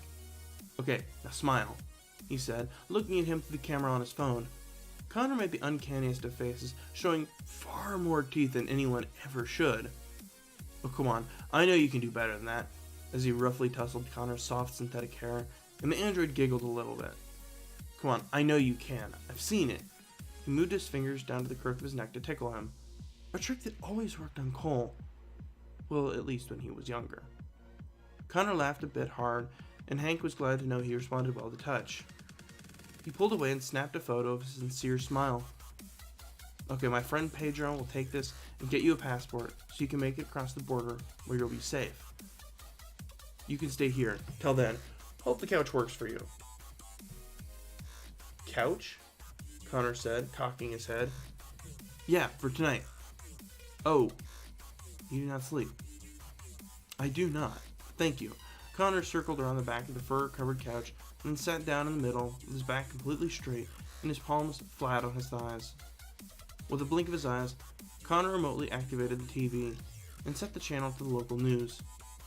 Hank suggested that he watch literally anything else, But much like himself, Connor wanted to know what was happening. He decided to sit and watch with Connor for a bit, despite how sick he was of hearing President Warren in her stupid voice. Connor probably had a similar feeling, as he scowled when she spoke about how absurd it was to think androids can be considered a new form of life. If Connor was human, Hank would have offered him something to help him relax. A blanket, or a pillow, maybe a stiff drink. But he was at a total loss what to do to help the poor kid. "Can I get you anything?" he asked. "Do you have a quarter?" "What? Why?" "We would often use coin tricks to test our dexterity in the hospital. I think having one right now might help me feel better." They searched through jacket pockets and in between the couch cushions to no avail. Eventually, Hank found an assortment of change at the bottom of his clothes hamper. When he flicked the coin to Connor, he snatched it out of the air with ease and started rolling it over each of his fingers. It was hypnotic to watch. Hank wondered if his own blunt fingers could pull off something like that, and if Connor would be willing to teach an old dog a new trick. Not tonight, of course. He was already struggling to keep his eyes open, and he intended to be at work as early as he could tomorrow. "I should get to bed." Connor halted his twiddling and looked up at Hank. "Good night, Connor." I kid you not, my kid who cannot hear the stream just brought me a quarter. Nice. Adorable. She thinks you're a synth. He was reaching out to give him a supportive pat on his shoulder when Connor clearly decided a linebacker tackle style hug was more appropriate. Hank stumbled back a half step and thanked the great chiropractic gods that he didn't immediately throw out his back. "Thank you," Connor whispered. Hank just laughed tenderly and hugged him back. Any remaining doubts he had disappeared with that hug. He was eager to get to bed and put this crazy day to an end, but not before checking in on his son. "Cole, can I come in?" he asked softly, knocking on his door. He didn't wait for an answer. The room was dark, except for the light from his laptop. Hank tried to get a glimpse of what website he was on, but Cole slammed it shut before he could see much. He had the parental block on, but he had a feeling that his son had the time and the knowledge to discover a way around it. Cole folded his arms, stared off, as if having a conversation with the corner of the ceiling. "So that's the great Connor you wouldn't stop talking about," he said, pushing his shaggy brown hair out of his eyes. "Yeah, that's him." He sat down on the edge of the bed, the old box spring squeaking under his weight. "Look, I'm sorry you don't like him, but he's gonna stay at least until tomorrow. Can you just try to be nice till then?" "Fine, just... you're all I have," his voice cracking. His eyes moved in Hank's direction, but he was still not looking at him. "Just don't get sent to jail, okay?" he said with a grave expression on his face. "Hey." He placed both of his hands on the side of Cole's head, tilting it to make him look at him. "I promise, I'm not going to jail," he said slowly, enunciating his words so that Cole knew he meant it. Cole pushed his hands away before laying down on his side of his back to Hank, pulling up his comforter to his neck. "You always suck at keeping your promises." Hank couldn't deny that he had failed to uphold a promise to Cole more times than he'd like to. Cole could have been referring to Hank's promise to take them somewhere out of Michigan that summer, or his promise to be nice to his friends' fathers. There was also the time he broke a promise to be there for his basketball games or school plays, not to mention the countless times he failed to be home before midnight when he swore he would. He opened his mouth to respond, but just let out a sigh instead. He stood up to leave, but stopped in the doorway. "I have work early tomorrow. Make sure to take Sumo out for his walk, okay?" "Yeah, okay. I love you." "And I love you too." This was Time Heals by the girl named Hawk. That was good. I like the relationship. I truly do.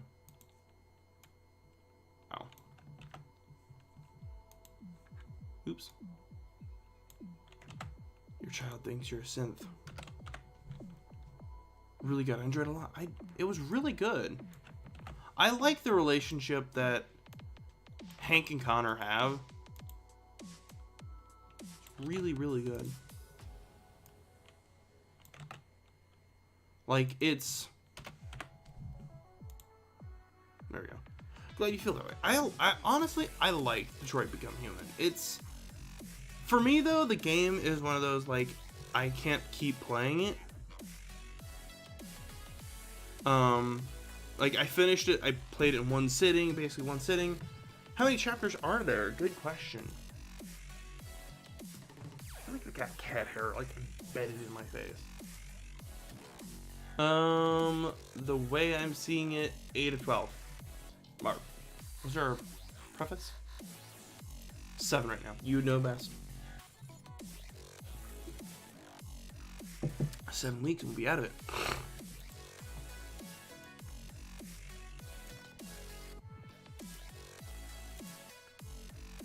Ooh.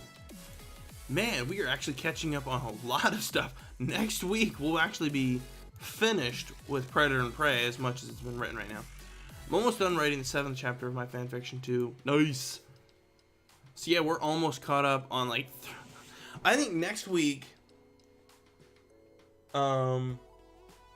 we'll have caught up completely with Schnarf's, Schnarf and Cosmic Sword. I think a 13 long. Nice. Man. I'm excited to like see what else we got. I have 7 chapters posted, exactly.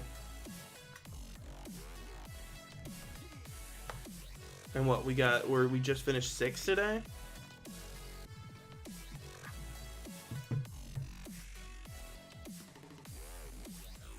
There you go.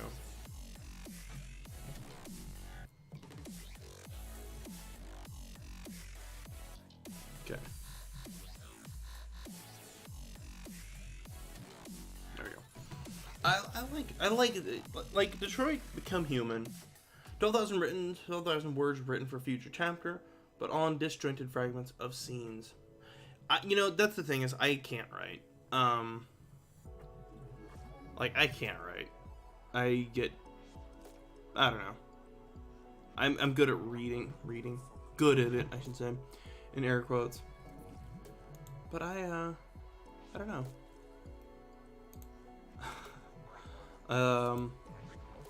I find it amusing. Okay, someone came in. Why you just go live to read a book? Because I want to.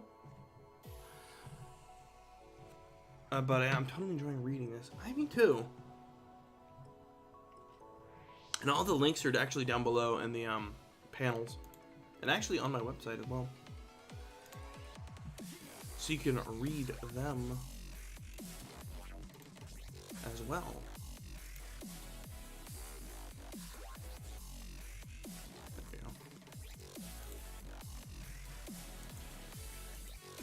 Alright. I get excited. Like, there's just... Honestly, that's what I really love about these nights, is we get to, like, talk about art. And why things work and why they don't. You know? Like, I kind of hope that it kind of, not only that I kind of hope it inspires people to keep writing, honestly. I really like that. So I'm still trying to think of what we should do for our next emote slot. I already have Kitty. I have the GNC. And I have the book. I'm trying to decide what else I want. What else will look good? Ow. Like, there's got to be something that'll look good that fits with the aesthetic. I don't know. We'll figure it out. I'd like it to be something we can all look at. It does inspire me to keep writing. I just need to carve out time to actually get some Writing done. Life is crazy. Agreed. I can wholeheartedly believe that. And tell me about it. God. Life is insane, isn't it? Ow. Okay. I don't know. Life is just good. Life is good, but life keeps you busy. That's my wholehearted belief. Okay, there we go. Got my neck to pop there. Okay, why don't we read the next chapter? Next thing. Life is lemon. I want my money back. When life gives you lemons, what is it?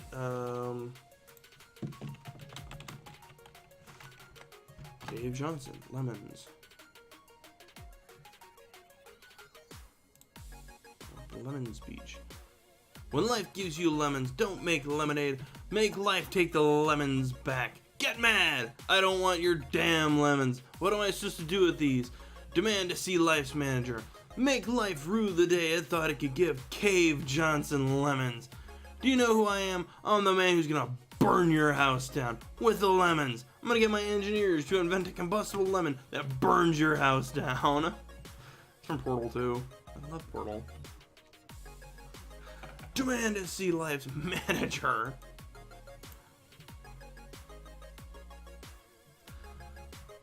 He's the, I don't know. So good.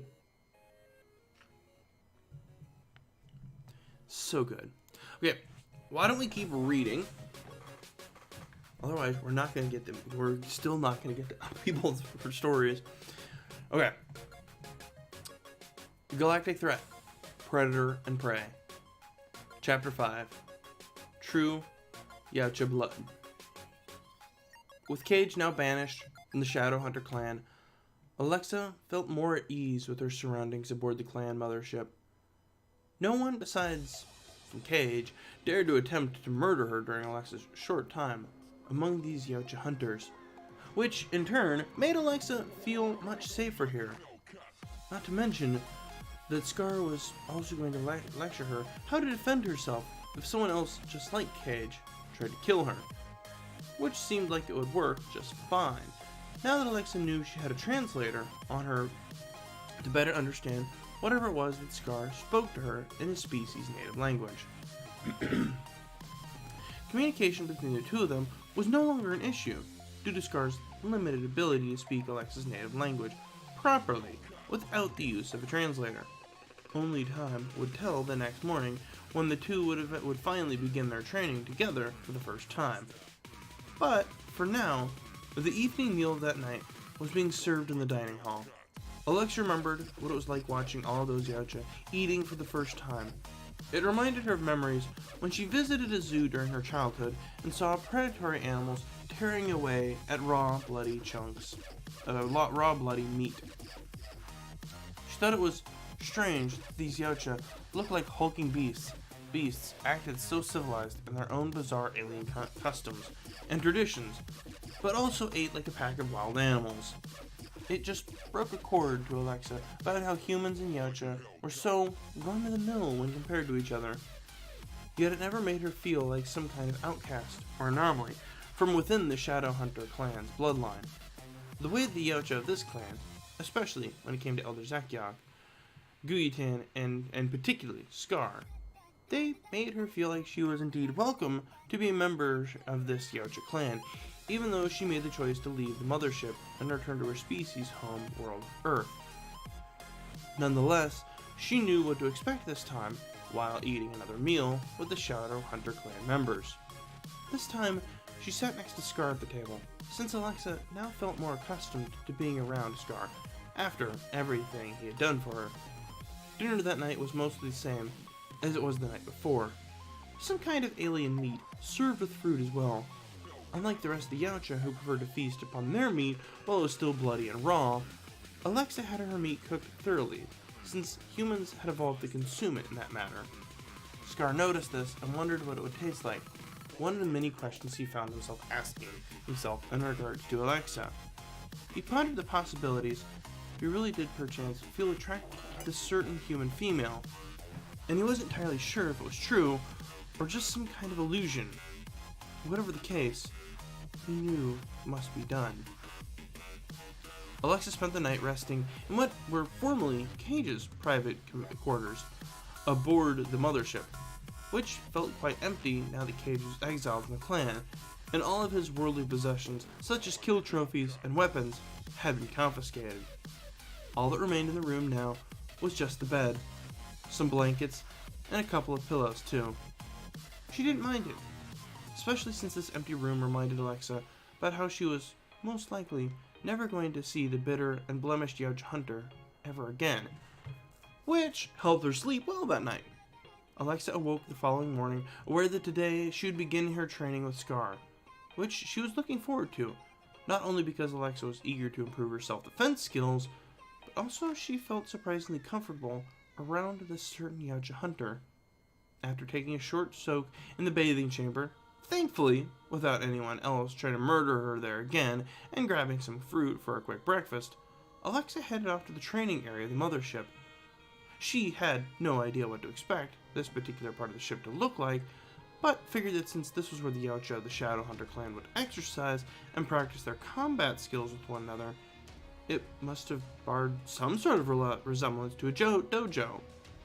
Traversing her way through the corridor of the mothership was a bit challenging for Alexa, since she still had yet to figure out where everything was, and the way the ship's corridors were designed made the interior feel like a maze. It was always much easier when she had to follow one of the other clan members, since they were already accustomed to the central layout of the clan's mothership, thus eliminating the stress of trying to navigate across by herself. Of course, that was not the case at the moment, and she was having trouble finding where exactly the training area was. After making several wrong turns on her way, looking through for said training area, she ran into a very familiar face in the hallway, which of course was none other than Scar. "Are you lost, Alexa?" the Yautja questioned her, as he too was surprised to have encountered her in the hallway instead of the training area, like they had previously agreed to. "Yeah, I can't seem to find the training area anywhere," replied Alexa, indicating that she was indeed having some difficulty finding her way around the mothership, where the other Yautja of the Shadowhunter clan pointing out where everything was, which was how she learned of where the dining room hall and bathing chamber were located. Scar didn't seem to mind, however, as he figured that she might require some assistance with the matter at hand. "Don't worry, Alexa, just follow me, and I shall guide you to the training area," said Scar, with a slight chuckle in his voice. Knowing that she could trust him, and there was no other way, Alexa opted to follow this Yautja Hunter to wherever aboard the mothership he was leading her to. As the two of them approached the entrance to the ship's training area, the blast door flew open to reveal a sight of various Yautja training with one another. Some of them appeared to be around the same age as Scar, whatever his current age was, but there were also what Alexa could only assume were Yautja children training with one another as well. They looked exactly what she presumed Yautja children to look like, much smaller and less muscular than the adults were. Alexa and Scar passed by them as a few glances were made by the Yautja's juveniles, intrigued by the alien living among their bloodline. Some of these youngsters were obviously far too young to begin their hunts, so it was likely that Alexa might have been the very first extraterrestrial life form they had seen in their lives. Nevertheless, they continued to train with one another in essentially the same way that Scar was about to do with Alexa, to amp up her self-defense skills. Alexa and Scar found a clear space away from the other Yautja present inside the training area, where they could practice on their own without any possible interruptions from all the others. Now the time had come for Scar to finally pass the knowledge and wisdom he had held onto another worthy hunter. Alexa could only wonder on how this whole training session with Scar would unfold, and the very first command he instructed her with what was certain unforeseen, to say the least. "Now, Alexa, I want you to punch me," stated Scar, loud and clear for Alexa to hear. You want me to what?" questioned Alexa, stuttering whilst under the impression that she may have misheard what Scar told her to do. "Punch me, Alexa," Scar said once more. Alexa knew that she had to comply, So she rose up her fist in a fighting stance and looked at Scar right in his amber reptilian eyes.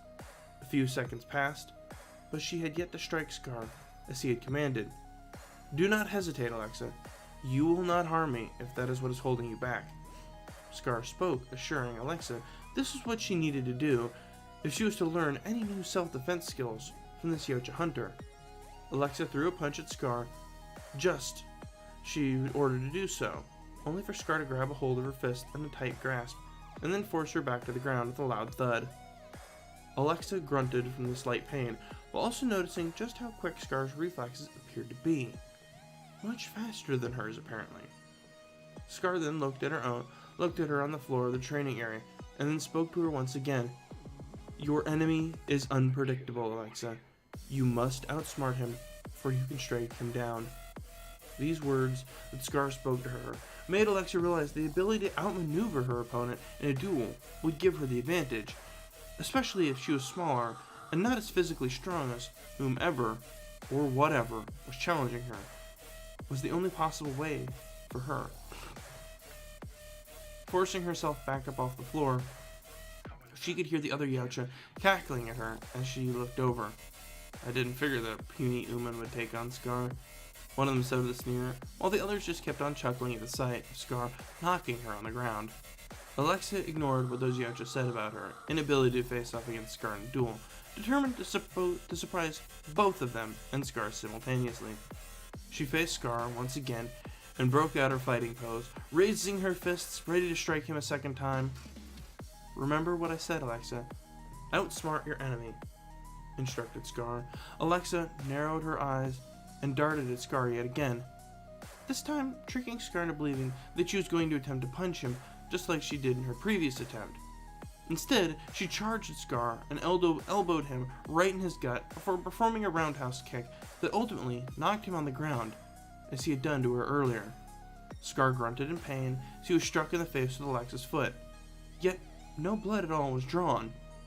Alexis was surprised, but also proud of what she managed to accomplish, while the other Yautja who were spectating the duel between the human female of the Shadow Hunter clan stared in awe of what they had just witnessed. Never once had any of them seen a human strike down a Yautja before, let alone believe that it was even possible. Yet Alexa proved them wrong. Scar stood back up off the ground, looking rather pleased with what Alexa managed to pull off against him. Very impressive, Alexa. You seem to learn rather fast, and that was great technique there, stated Scar. Well, I'd hate to brag, but I did take martial arts before back on Earth, before the Antarctic expedition, replied Alexa enthusiastically. That just means I have less to teach you than I had initially thought, Scar said with hope that he would make Alexa into a warrior that stood on par with any other Yautja hunter, given her current state of learning, was impressively fast, yet believable, too. He knew that he wasn't the greatest Yautja to ever live in the history of their species' existence within the Milky Way, but Scar was undeniably ambitious in taking Alexa to her highest advantage in terms of her self-defense techniques. Well then, what shall we do next? Questioned Alexa, curious about what exactly the two of them had practiced, and possibly improve on after this brief session of hand-to-hand combat. Scar then looked over and saw a dagger laying on the ground, not too far from where they stood, giving him the perfect idea of which area in self-defense the two of them would cover next. Disarming an enemy. It only made sense since Scar did witness Cage attempt to murder Alexa with a dagger in his hands, so teaching her how to do so against another Yautja was definitely something they needed to cover regarding self-defense. Scar walked over to the dagger on the ground and picked it up. It was just like any ordinary dagger that a Yautja would normally have on him during a hunt, made of pure Delex, unlike the ceremonial daggers, which were crafted from the banded tail of a xenomorph instead. He then spoke to Alexa, explaining what he was going to teach her next. We Yautja believe in fair fights, Alexa. If your opponent has an advantage such as being armed with a weapon, but you are not, you must disarm him to balance out the fight if you cannot find another useful weapon at your disposal. Alexa had figured that out that Yautja did in fact believe in fair fights, since they lived almost religiously abiding by a sacred honor code. So naturally it made sense that this would be something that Scar would be lecturing her on. "So you want me to knock that dagger out of your hand?" asked Alexa, questioning if that was what Scar was implying that she'd do in this particular exercise. "Yes," replied Scar, raising the dagger in a way that one normally would carry such a weapon if he had morbid intent of killing her, which of course, Scar did not possess inside his mind. Alexa broke out her fighting stance once again and focused her eyes on the blade within Scar's grasp. She then thought about how exactly she planned on knocking the dagger clean out of Scar's hand, doing so very quickly as not to drone on such a small choice for far too long. Alexa then decided that if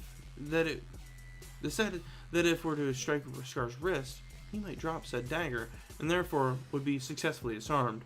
She performed another kick towards Scar with rapid speed, this time directed at his wrist. Scar's reflexes were not fast enough to react against Alexa's attack against him, causing the Yautja hunter to lose his grip on the dagger, just as Alexa had predicted. The dagger fell to the ground, with the slightest clatter of metal on metal filling the air around them. Scar once again seemed wrapped in how Alexa was learning from him so quickly.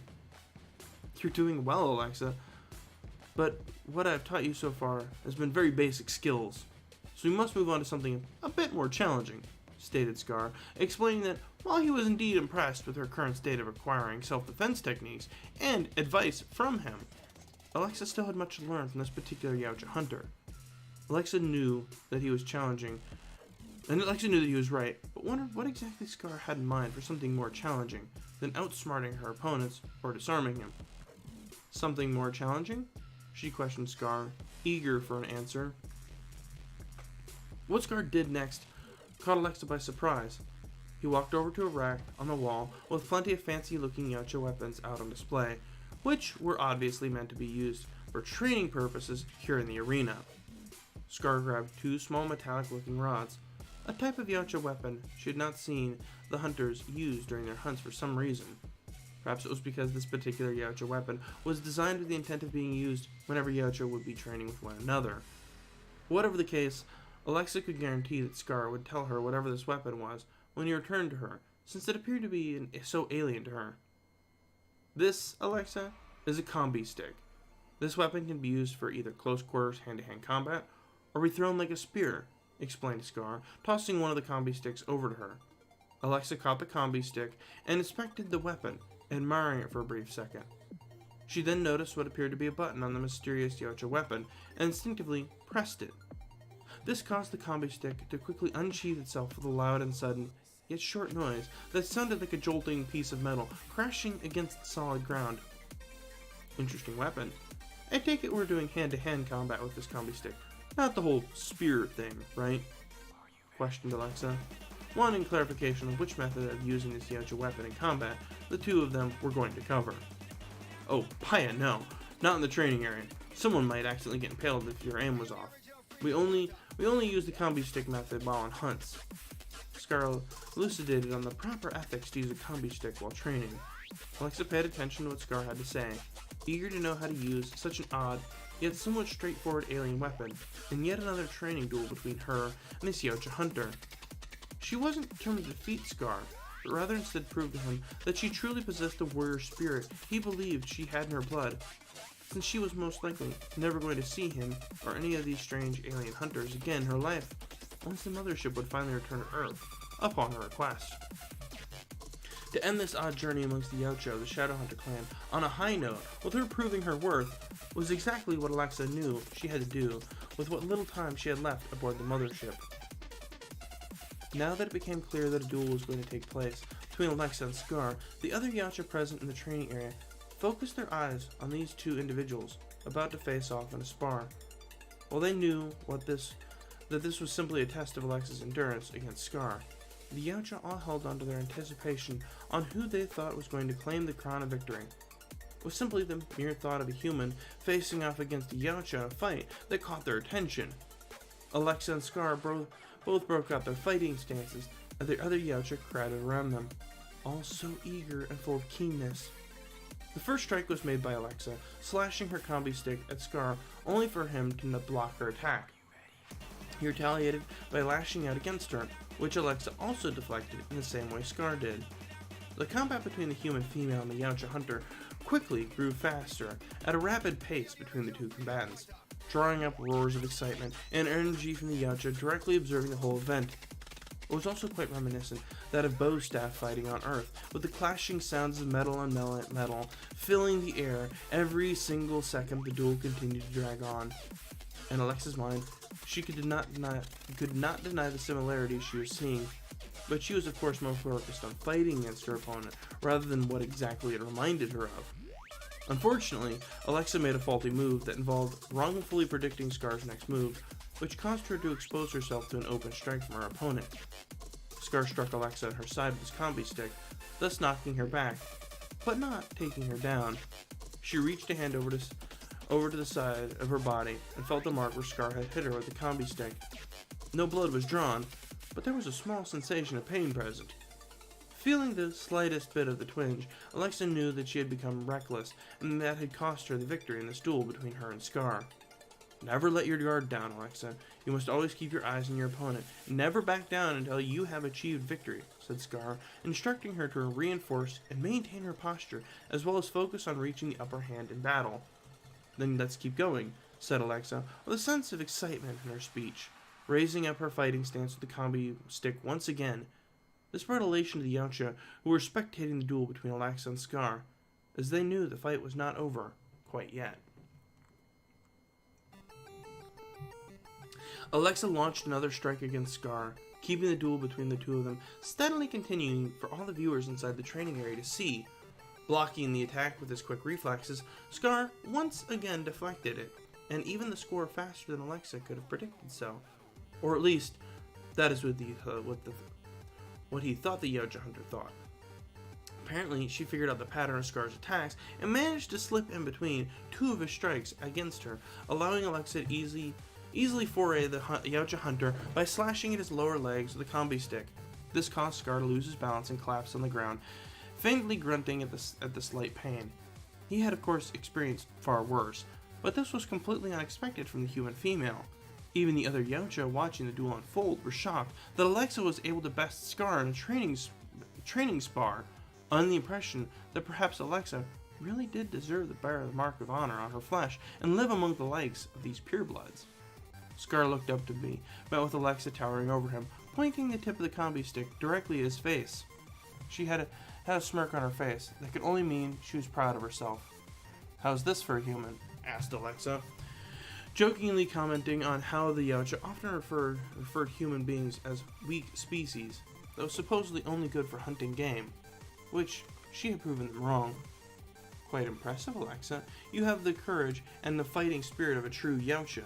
I'm certain you will make a fine hunter," replied Scar as he stood up from the floor, admittedly somewhat surprised at how well Alexa was able to handle the fight against him.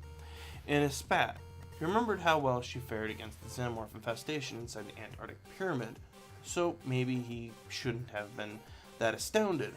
Obviously, Alexa was no ordinary human in Scar's mind, but something indubitably shocked him without a doubt. "Yeah, but I'm not quite sure how I'd balance out the Yautja hunting lifestyle with my normal human life back on Earth. Seems a bit challenging, if you ask me," Alexa retorted, stating that maybe she wouldn't continue living like the Yautja aboard the Shadowhunter clan's mothership. With the skirmish back on the Antarctic pyramid remaining as her one and only hunt, where she somehow managed to kill a xenomorph queen. Admittedly, Scar knew that this was possible, since she wasn't exactly a pureblood Yautja, but it disappointed him a bit. "I see," said Scar, with a slight upset tone in the sound of his voice, as the Yautja who spectated the duel between Scar and Alexa turned to leave. One of the much younger ones approached Alexa with oddity, the sight of what to him was an alien. Alexa looked over and saw a Yautja much smaller than her, or any of the other Yautja whom she had already met, gazing at her with such peculiarity. "Are you an alien?" The little Yautja spoke to her. He had a voice that sounded a lot less raspy than the adult Yautja males, since this one in particular was still a child. "Why, yes. I'm an alien to you, and you're an alien to me. My species are known as humans," replied Alexa, answering the youngster's question. "How did you end up on this Yautja mothership?" he continued to ask her. obviously curious about why a human was living among the bloodline of the Shadow Hunter Yautja clan. I was brought aboard this ship because I bear the mark of honor. It makes me one of you.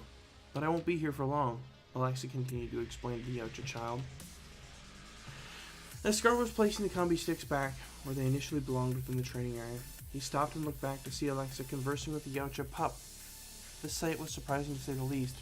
One of many to come out of this blooded human female, but something else felt captivating about it.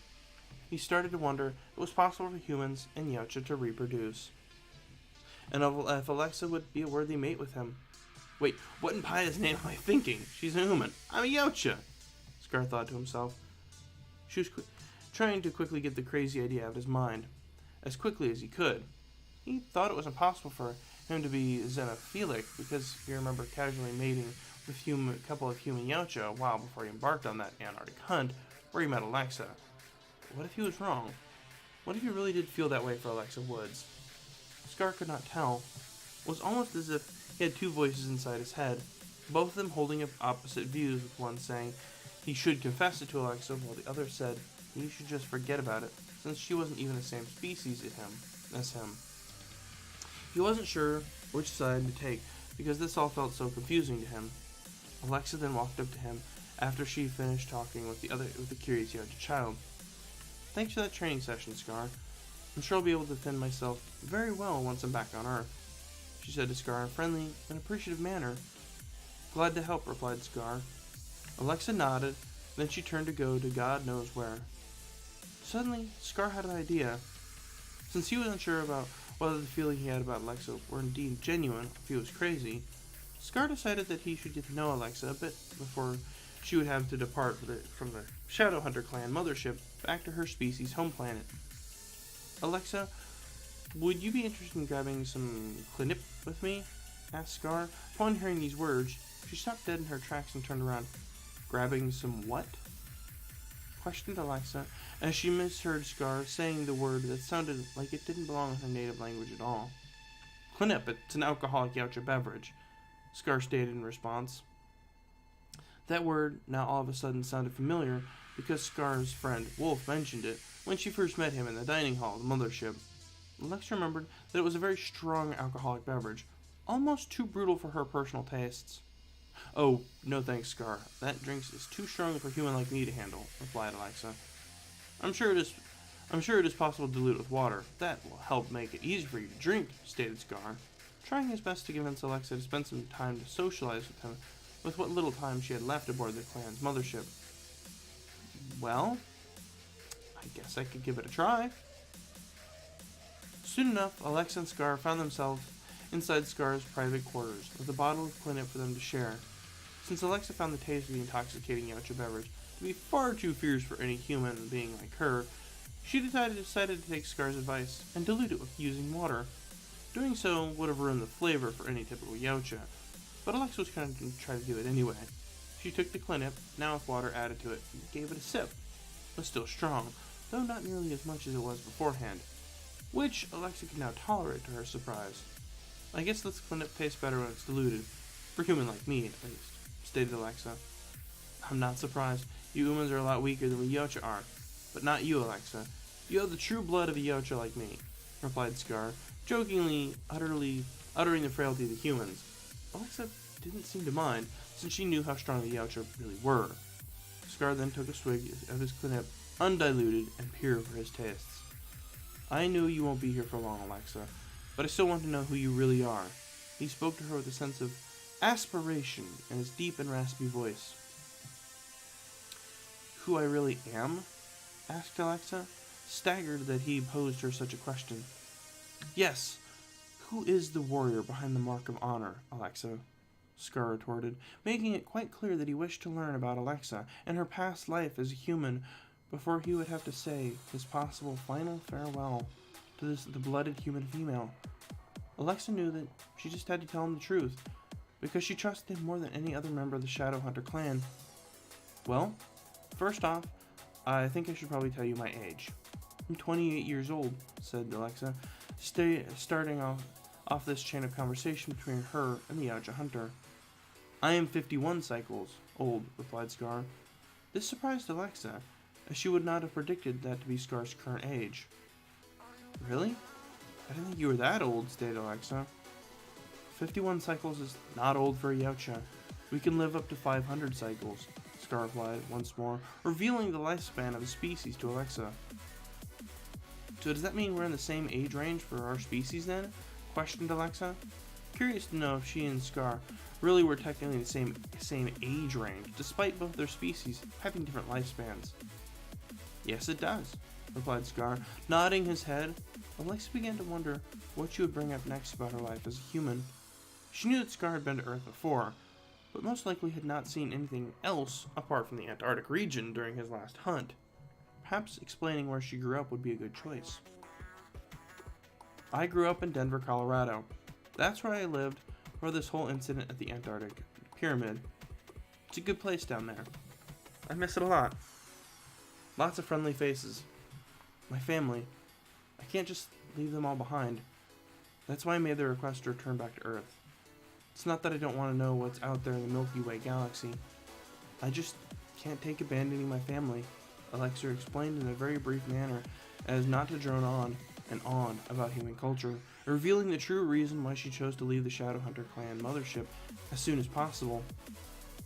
Scar felt touched by what she had said, which also reminded him about how she told him that she cares for the clan members of his bloodline. She hated abandoning anyone, which explained why she was hesitant to take the life of her fellow expedition member, Sebastian de Rosa, when he became infected with the xenomorph, though this was something about her that he did not know about. What about you, Scar? Alexa questioned, wanting to hear his backstory from him personally. Where did I grow up? Aboard this very mothership. We're a nomadic species traveling wherever the stars may bring us to next, and hunting down dangerous life forms to please Paya herself, explained Scar. There was the name that Alexa had heard the other Yautja among the clans say before, but never understood what it was supposed to mean. Paya. She just had to question whatever or whoever this supposed Paya was that Yautja always seemed to bring up. Who is Paya? She questioned Scar once more. Paya is the warrior goddess of the Yautja. Supposedly,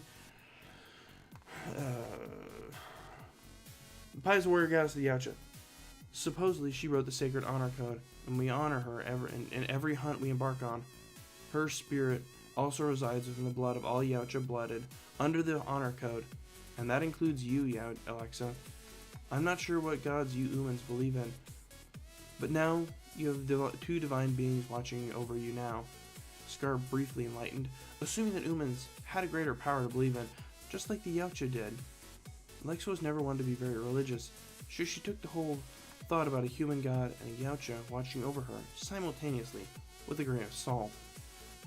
The two of them continued to converse with one another about their past lives while downing some Arclinip, as well as snacking on some Nexa, a fruit that Alexa remembered eating with her dinner the past night, which was quite juicy and tangy. Scar had to admit, it was nice to enjoy this time with Alexa, or she would depart back to her home world. He just wished this wouldn't be the last moments he would ever have with Alexa. But little did he or Alexa know what lied for both of them. This was Galactic Threat, Predator and Prey, Chapter 5, True Yautja Blood, by Cosmic Sword 11. Hi, kitty. Are you happy sitting with me? Are you happy sitting with me? Do you want kitty cam? Oh, now you walk away. Now you walk away. You're not gonna sit here and you're not gonna sit here and be loved? Let me love you. God, I take it my cat did enjoy it. Just sitting there like, dude, I'm just gonna sit on your hands. Like, maybe we don't. Maybe we don't sit on my hands like that. She's just my cat has been extra lovey today, and I don't know why. She's not always this lovey. Do you just want to hang out, cat? Do you just want to hang out? Do you just want to hang out?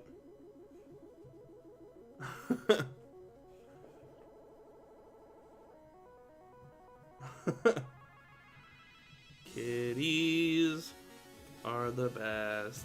That really was great. Sorry, got distracted by Kitty. That was good. I'm enjoying the relationship unfolding. I'm glad that it wasn't like a savior complex, if that makes any sense. Because so many are authors. Okay.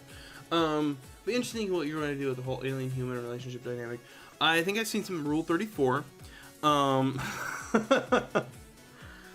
And no, but what I'm saying is, I'm glad it's not a hero like basically like a savior complex of like, you saved my life, so we bang. It feels like a genuine relationship unfolding. Talking about their origins, basically, it kind of makes it be. I do have one point of criticism if you're up for it. Okay. What is it? Hey. Are you gonna be nice? Are you gonna be nice? You gonna be a jerk about it? Are you gonna be a jerk about this cat? Back up. My kitty is being a nuisance. Being a nuisance.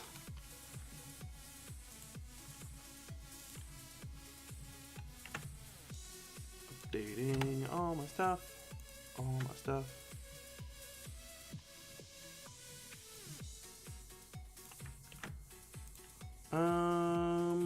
Give me 1 second to read that.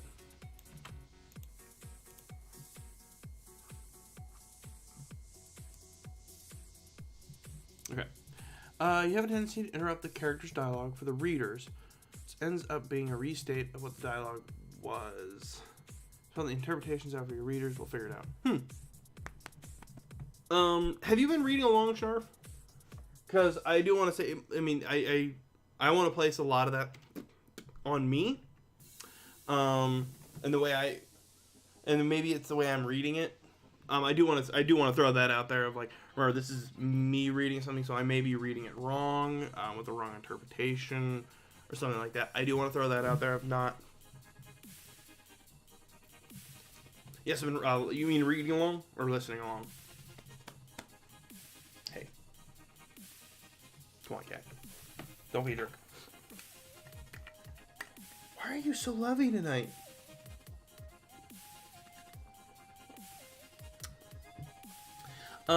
Listening mostly. Okay.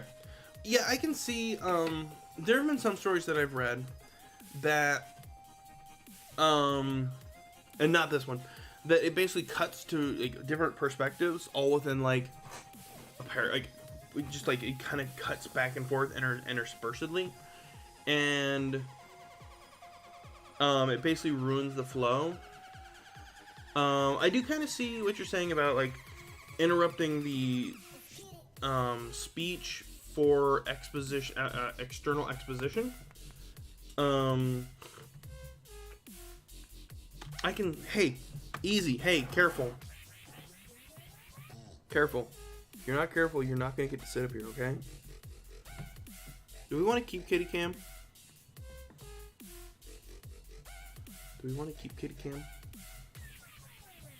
I'm sure Kitty wants to keep kitty cam.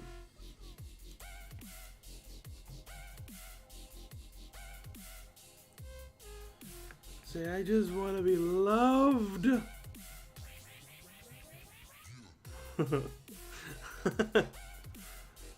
Yes, that is that cat I had designed after my own cat.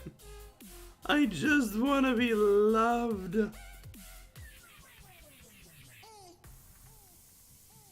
Are you happy there, kitty? Are you happy? Are you happy?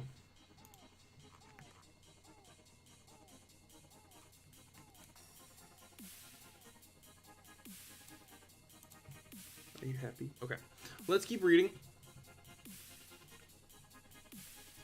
Okay. Let's keep reading. Cat looks quite content. I'll leave kitty cam. Peace doesn't exist. Chapter 1, Alone, by XYZangel 26. The night was calm, as the city streets were not very populated around this time. People were either in stores working or just talking with others. Their buildings were mixed with old and new. One was taller than the rest, giving a good view of the village. The outside of the building, up high, was a figure wielding a black coat and had a damaged cat mask on. She was laying on the side of the building, listening, watching, waiting.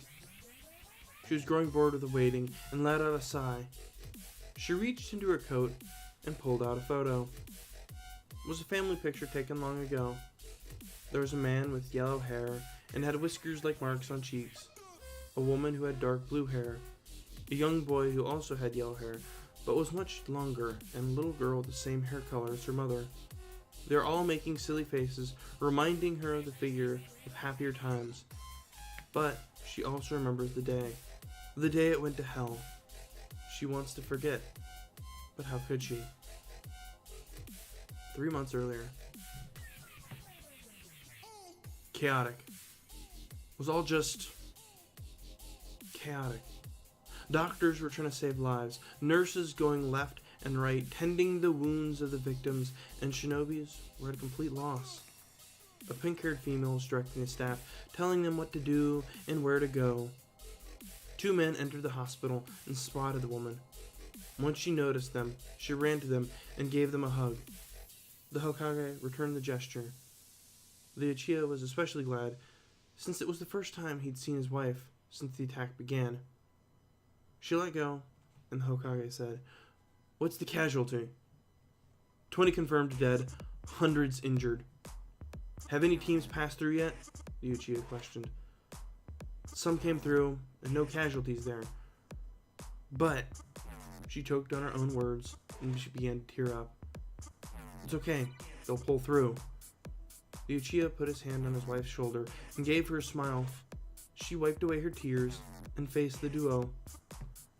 "You're right. There are children after all."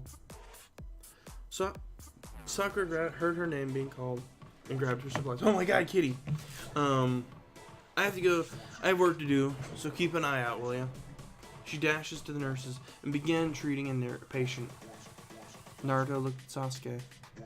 "I'll try using Sage Mode to locate the kids and any remaining teams. You get in contact with the clones and focus on the safety of the civilians." "Understood." Sasuke left as Naruto left to the roof, so he can concentrate better. Half an hour passed, and Sakura finally had time to breathe and sink in what had happened. Why is this happening? She thought to herself. Her thoughts were interrupted when Naruto ran to her. "I can't find them," Naruto said with a clear look of panic on his face. "What do you mean you can't find them?" Sakura began to panic. "I've searched everywhere and I can't sense the kids.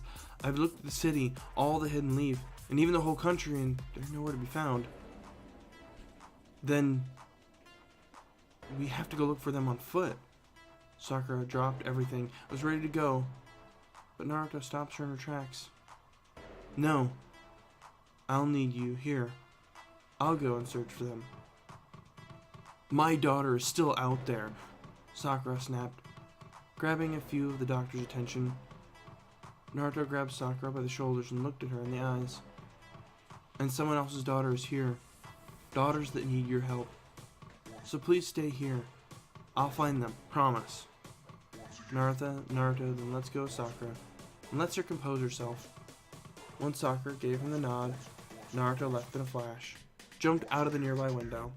He performed a signature hand seal.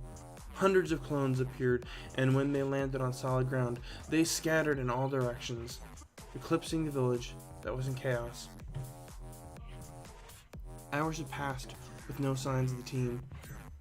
There were now 56 dead and thousands injured. Sasuke and Sakura were waiting in the entrance to the hospital along with Naruto, who had arrived earlier to see if they had made it. His clones were dealing with the rest of the civilians as well as searching for the children.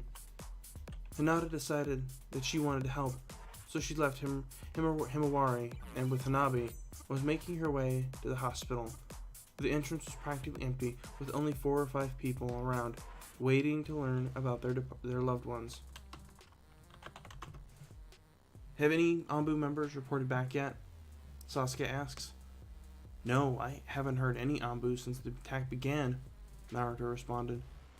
How could anyone have done such a thing, using children as weapons?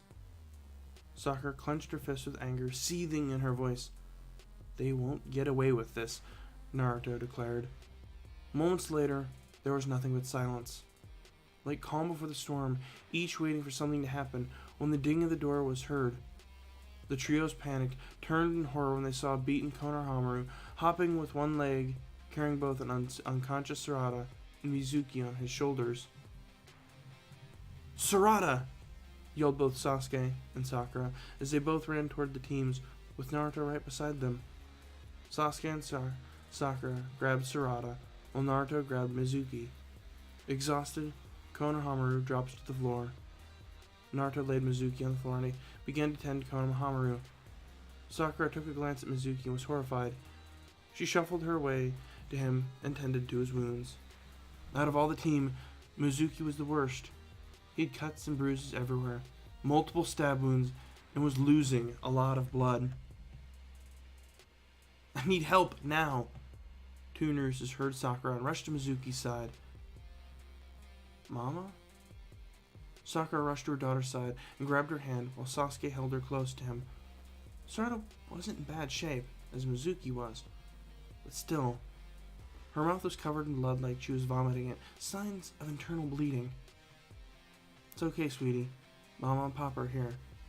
Sakura had tears running down her cheeks when suddenly Sarada snapped her head back, yanking her hand and hitting her head on Sasuke's mouth, giving him a cut lip. She landed on the floor and was clutching her eyes. Sarada, what's wrong? Sakura asks, trying to keep her still. My eyes, they hurt. They hurt so much. Sakura was clueless about what was happening, but Sasuke had an idea. He knew, but didn't want to believe it. Not her. Not at such a young age. What would cause such a thing? Naruto was with Konohamaru, helping him sit down. Once face to face with the man he considered a brother, he asked, Konohamaru, where's Boruto? The room went silent. Sasuke nor Sakura have even realized that Boruto was missing. The doctors and nurses paused and noticed that there was no traces of the Hokage's son. Everyone looked at Konohamaru waiting for a response. With sadness in his eyes, tried to look for words, but nothing came out. There were only tears. Tears. Naruto realized what he was trying to say. He's the Hokage. He knows the risks shinobi take on situations like these. But not him, not his own son. Naruto got up and nodding his head and tears running down. No. No, no, no, no, no, no, no, no, no. Naruto can feel his whole world is falling apart. He turns around and walks slowly to the entrance, sobbing, refusing to accept this. The few people that were there was seeing their Hokage, their leader, some even considered him a god, breaking. The entrance door opened and Hinata walked in. Who stops when she saw Naruto? She looked around the room. She saw people with teary eyes covering their mouths, doctors and nurses tending to an unconscious Mizuki, yet we're focusing on her. Konohamaru crying, Sakura crying, holding on again unconscious Sarada, while Sasuke was standing in disbelief and no sign of her son. She focused back on Naruto and quickly connected pieces in the puzzle. There were no words, sounds, or gestures. Tears began to fall on her cheeks as she took steps back. Her body went limp, landing on her knees. Naruto quickly went to her aid, only to be pulled into a hug. In a single day, their perfect world was destroyed. Their firstborn child, gone. So they continued to cry. What else could they do? present day. The figure's train of thought was interrupted when she saw two individuals entered a small building near to hers. She put away the photo and leaped across, landing the next building, making her way down. Landing on her target's location, she positioned herself on top of the roof, extending her middle and index finger, letting chakra run through her eyes. Her vision expanded, letting her see a 360-degree angle, see 1 kilometers away, and see through buildings. She saw her targets, one female, one male. Both had a dragon tattoo on their necks, at a Naotomori restaurant. She prepped the roof days earlier, allowing her to eavesdrop on the conversation. "We should still leave while we can. Can't get cocky in enemy territory," said the man. "Nerves getting to you, are they? Scared the big bad vigilante might show up?" The woman responded. "No, it's called being smart. We should report back. The hybrid is not in the city." "And leave the village already? But I haven't gone to the fun stuff yet. Besides, if the Ambu haven't found us yet, I doubt the vigilante will either. Now then." The woman began rubbing the worker's leg, slowly made her way up, then began to improperly touch her. The worker clenched, trying to stop the woman's hand, but now dropped the food at the same time. "Hey, leave her alone!" The man grabs her other arm, trying to get to stop, but to no available. "What? I'm only giving her a tip. Now be a good girl and moan for me." The woman held down the worker's head with one hand and continued to rub with the other. "Where the fuck are we going?" I'm reading ahead to this. Okay, I think we're not gonna go into that territory. Okay. Man, skim over stuff, Steven. The vigilante saw enough. She pressed 2 fingers, one high, one low on her neck, causing it to glow softly. Then, after a series of hand signs, she began to phase to the ceiling and landed on top of the thugs, hitting them with each foot. The table broke, and the worker scurried into the corner of the room. Recovering quickly, the woman grabbed a sharp piece of wood, swung it at Vigilante, only struck back down, thanks to a palm strike to the chest. The man stood up and tried to hit the Vigilante with a right fist. The Vigilante ducked and went for a leg swipe, but the man jumped. She continued to rotate, then extended her arm. When the man landed on his feet, he was met with an elbow to the face. An audible crack could be heard as he fell hard on the floor unconscious. With her extended vision, she saw the woman getting up. She dashed towards her, grabbed her by the neck, and slammed her into the wall, and squeezed, cutting away her oxygen. "Who's the hybrid?" Her voice was cold and stern, and most importantly, fighting. "Go to hell. I'm already in it." The Vigilante put her other hand on the woman's sides next to her chest. "Oh, honey, if you..." The Vigilante's hand began to phase into the woman's body, passing through her organs. Her whole body hiccuped when the Vigilante's hand stopped, grabbing hold of her heart. "Who's the hybrid?" the Vigilante asked, with more anger in her voice. "What are you do..." The Vigilante squeezed, causing her body to shake. "Stop!" The Vigilante squeezed harder. "Who's the hybrid?" The Vigilante let go, allowing her to breathe. "I don't know. They never revealed her face to anyone, or why they have a bounty on her. All I know is she has her entire left arm in bandages." "Where do I find her?"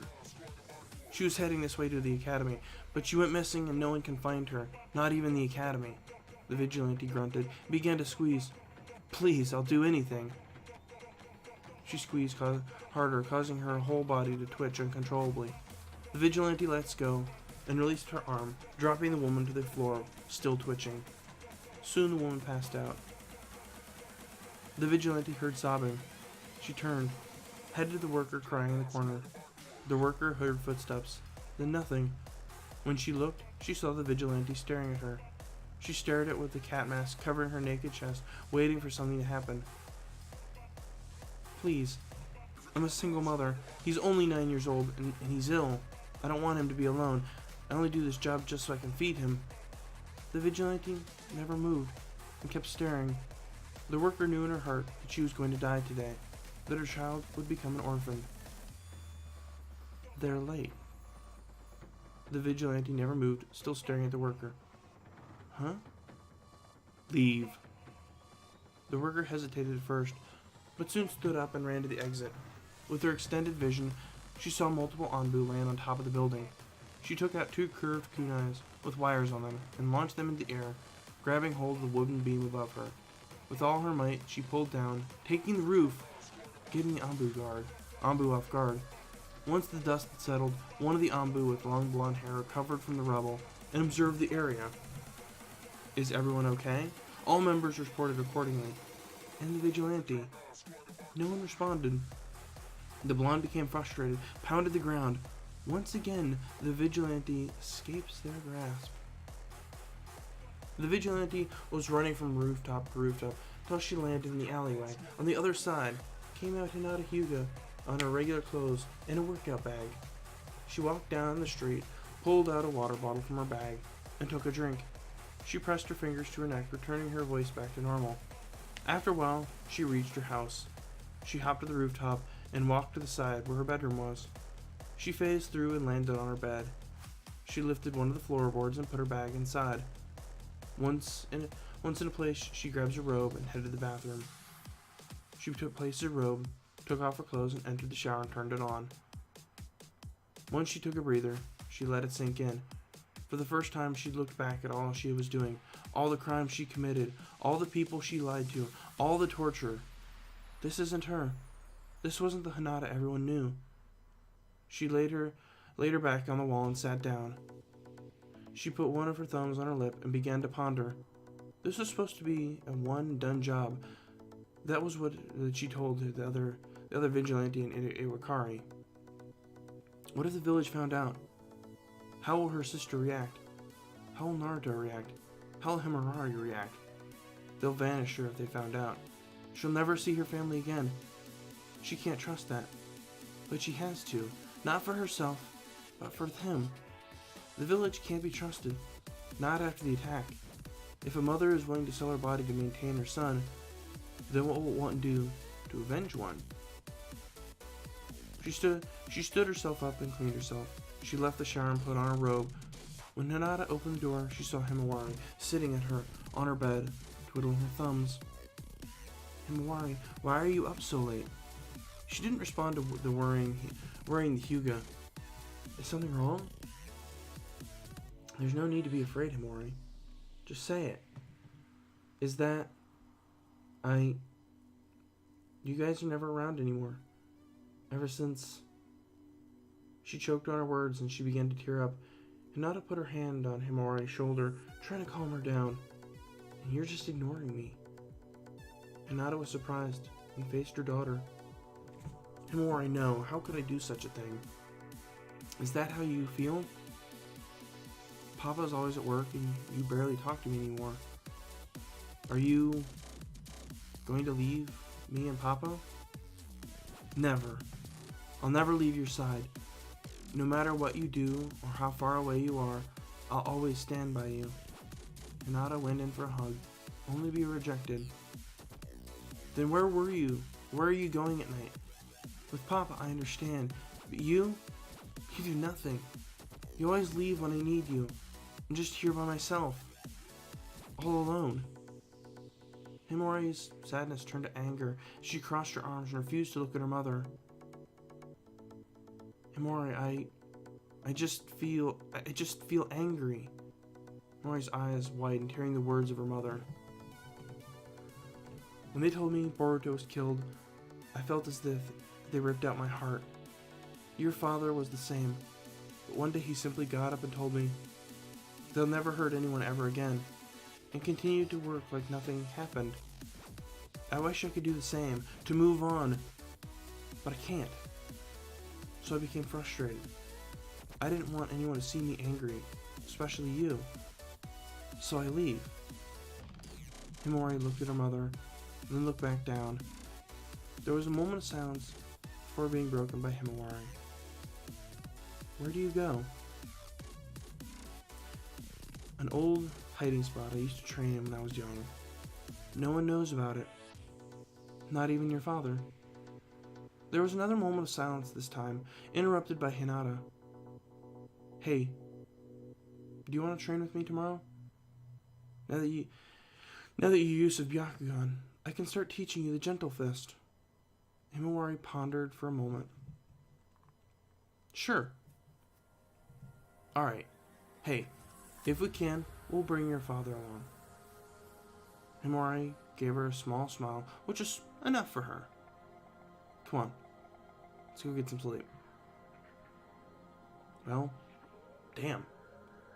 The building was in complete ruin, leaving a mess blocking downtown. There were police and Anbu on the scene investigating, trying to find anything on the vigilante. The blonde Anbu was there, not wearing her mask, and smoking a cigarette. She was a very young girl, early 20s, overlooking the scene. Does this mean I have to do more paperwork? Yeah, afraid so. The blonde looked at her behind and saw the Hokage and his right-hand man, Shikamaru, heading her way. She threw away her cigarette and bowed in respect to the Hokage. Lord 7, Shikamaru-san. Both returned the gesture. What did you do this time? Shikamaru questioned. Broke in the place? Tore down the place? Cracked some dude's skull? Literally. Oh, then get this. Reached into some gal's chest and grabbed her heart. So she's a medical nin. It's gotta help with the search, said Shikamaru. How many kunoichi are trained to be medical nin? Naruto notes. So no progress, huh? Replied the Anbu. Everyone groaned. Another dead end. This chick is always one step ahead. Leaves no traces behind. The blonde Anbu acknowledges. At least she's not doing any real harm. Naruto told everyone while observing the area. But she's breaking our laws. And if we don't get results, more vigilantes will pop up and it'll be drag. You're right, okay. Question any of the witnesses. I and Shikamaru would check the medical nin files. Yes, Lord 7. Oka left, leaving the two behind. Naruto let out a yawn, then faced Shikamaru. Come on, let's get to work. Shikamaru grabs Naruto by the shoulder, stopping him in his tracks. No, I'll go. You need to get some rest. Shikamaru, I can't. The village needs me now more than ever. So does your family. Naruto's body stiffened. When was the last time you've seen your wife and daughter? Look, I know you're trying to stay strong for the village, but you can't leave your family behind. If you disconnect with them, then you'll be alone. They need you just as much as the village does. Shikamaru let his words sink into Naruto's mind. Okay, fine. You can get Lady Tsunade or Kakashi to fill in for me while I'm gone. Well, I'll try. You know how those two are. Naruto chuckled. Oh, I'm sure they won't mind. Shikamaru left, and Naruto turned to leave towards his house. It's been a while since Naruto walked back home. He never really observed the village after the attack. There were still repairs to be made to the village, memorials, for those who died during the attack. The people were staring at him, not out of pride or admiration like they used to, but had looks of pity. At least it wasn't looks of fear he received during his childhood. After a while of walking, he reached his house, walked to the front and opened the door. Hinata was there preparing some sort of lunch, and Himawari was sat down on the couch twiddling her thumbs. Himawari's face lit up when she noticed her father enter the house. Seeing his daughter smile again lifted Naruto's spirits so much. He never thought he'd feel such happiness again. Himawari ran towards her father and gave him a big hug. Papa! I've missed you so much. Naruto let Himawari down. I've missed you so much too, Hinata confesses lovingly. Well, I haven't forgot about you. Naruto gave Hinata a kiss, grossing at Himawari. So, what did I miss? Himawari's smile disappeared as her mind went blank, remembering last night's conversation with her mother. Not much. I and Himawari were about to go do some training, teaching her some of my secrets. Really? Naruto lowered himself to Himawari, put his arms around her shoulder, and got close so Hinata wouldn't hear. Hey, what are these secrets your mother is talking about? Every time your mother reveals one of her secrets, they never go in my favor. You'll just have to be there to find out, Himawari claimed with a smile. You do know I'm still here, right? Naruto was startled and immediately composed himself. Okay, I'll tag along. I'm already ready. So I'm just I'm just sitting here until you guys are. Naruto sat on the couch while Hinata and Himawari dealt with the food. Huh. Don't remember the couch being this comfortable. Naruto yawned. The girls finished their snack and were ready to go when Himawari went to her father. He was knocked out on the couch, asleep. Himawari puffed out her cheeks and stomped to the floor. There's no way he's going to let this pass. This was the first time they were going to hang out like a family ever since Boruto's death. She was going to wake him up like Boruto used to when they were younger, but Hinata stopped her before she could. I think it's best you let your father rest for today. But, hey now that your father won't be coming, I can teach you some moves that you can use on your father. Himawari paused and thought of the possibilities. No more does she have to take on her father's antics. A malicious smile grew on Himawari's face as she let out a light, evil laugh. The girls grabbed their stuff and left, leaving the Hokage asleep, unaware of the dangers about to soon appear at his doorstep. This was Peace Doesn't Exist, Chapter 1, Alone, by XYZangel 26. It was good. It was interesting. I thought it was getting me a weird way.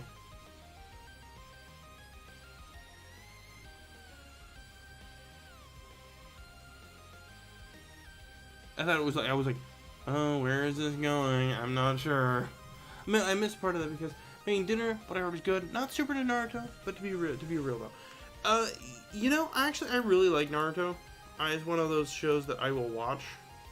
I'm excited about it though. Hair in my face. I'm a huge Naruto fan, truthfully. It was one of the first few animes that I actually started watching. So, you know, it's one of those things of, I always love it. Let's get this last one knocked out. I am starting to peter out, but I want to get this one read. It looks like it's just going to be kind of a goofy one. So, shouldn't be too serious.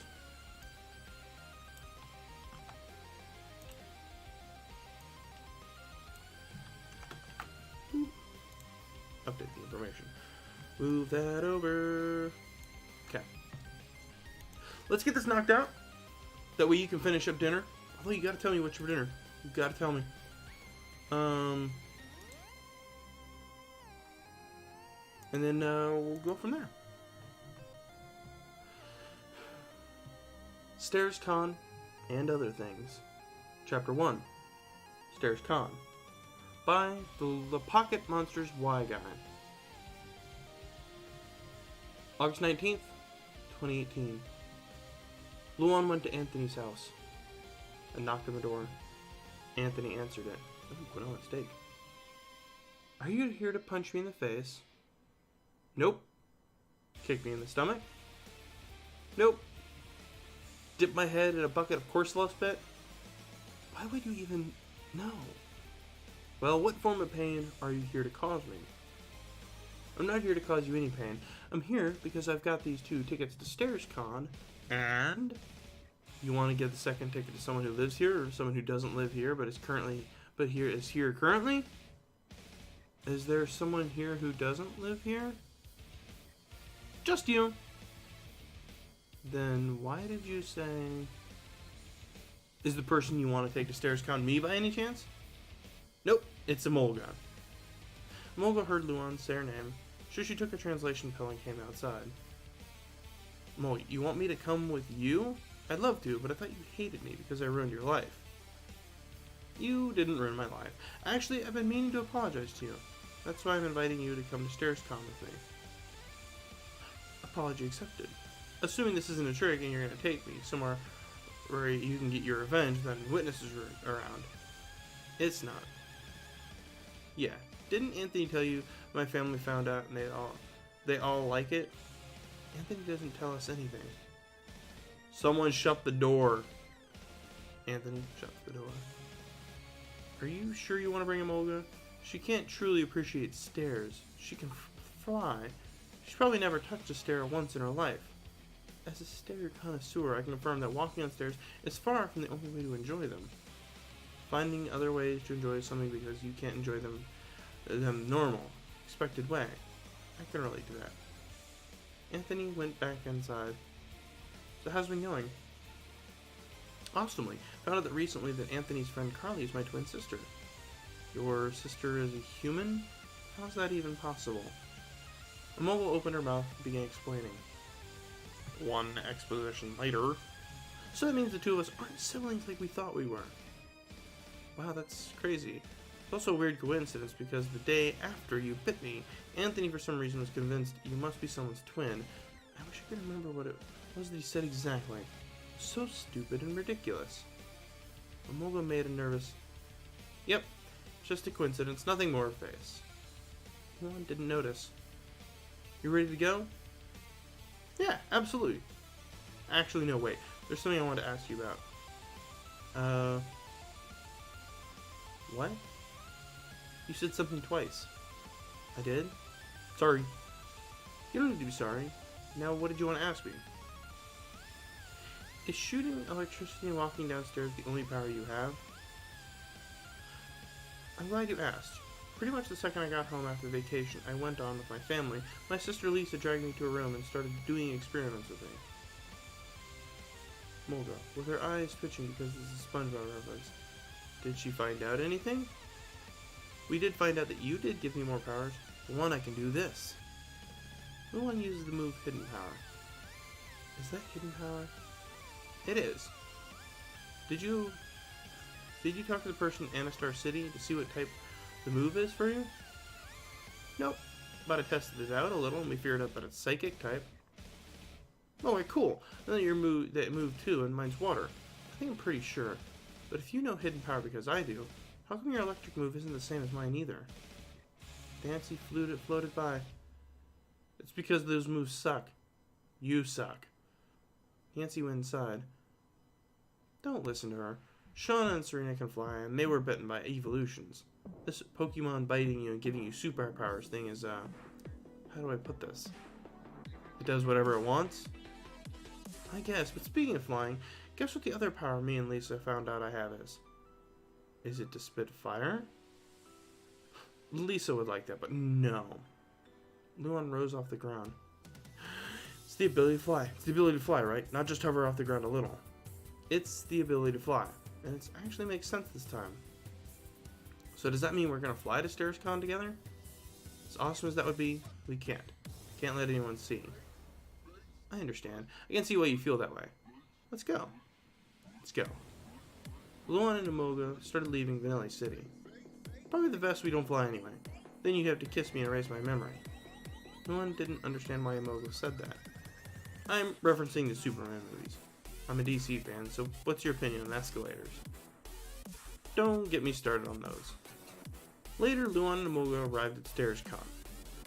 There were many beautiful sets of stairs for them to walk on and look at. There was something that Luan thought was strange. I love this. Look at these spectacular stairs. But where is everyone? Are we the only one? The person who started the StairsCon started talking over an intercom. Her voice did not sound like any of Luan's sisters.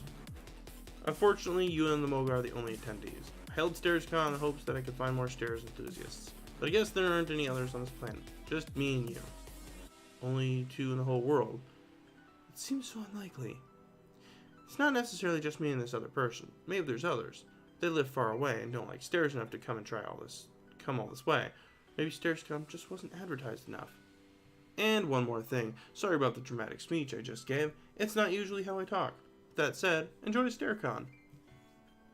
Okay, that was weird. The person talking in the intercom was in another room, and it was Luan Special disguising her voice. She wanted to leave the secret room and go to the stairs, but she couldn't because she couldn't let the other Luan see her. So she settled for looking at pictures on a phone, of stairs on a phone. Yeah, because this is just as good.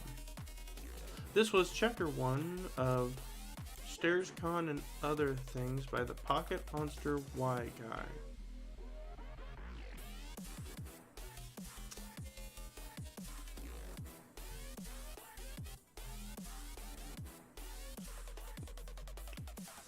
I guess I'm confused.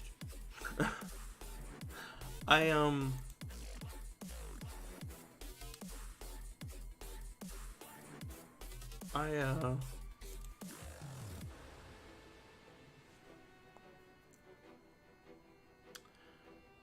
don't know.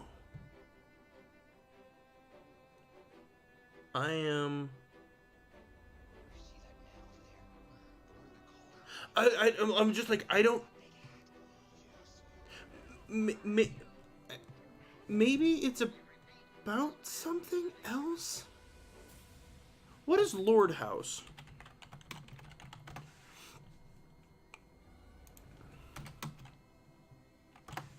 Like, I don't.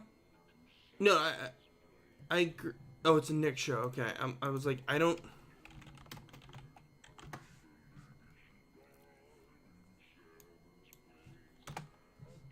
I didn't realize that it was a Nickelodeon show.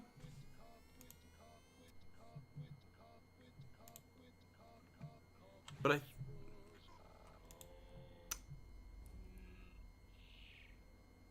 Family of 12 or something. Okay, okay, let's tackle these one by one. So, absolutely, I probably should. What's up, the Imperial? I should probably have watched Lord House. So that's there. That's that. What is StareCon? I have no idea. I'm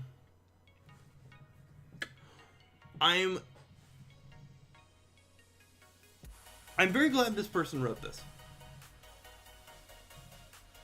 What's going on, Imperial? Because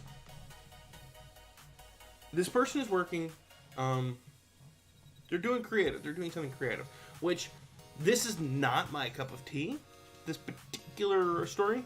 Was watching a play, so I couldn't show up. Wouldn't be long, though, because I need to be heading home soon. I'm actually getting ready to end the stream soon. We're breaking down this story.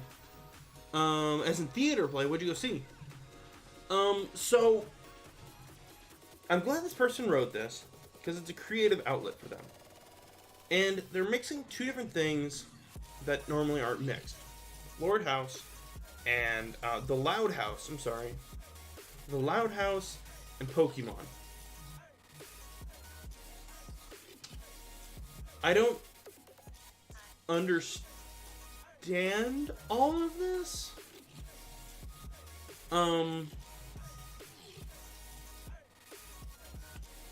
A new play by my college called Mirror Right Through You. It's about mental health and how people hide it. At least that's what I got from it. That's awesome. That is awesome.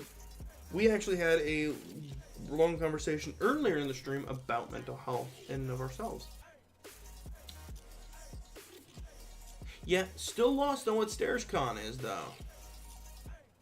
I mean, the way I understood it, it was a convention about stairs? I don't know. I don't know.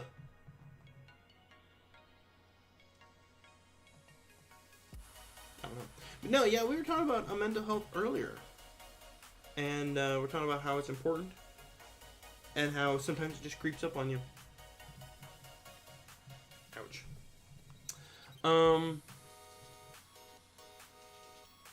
Slap staircase. These bad boys go 3 floors. These staircases can go up so many floors. I 100% agree with that. I'm still trying to process. StairsCon. I don't know. I don't get it. I don't know that I'll ever get it.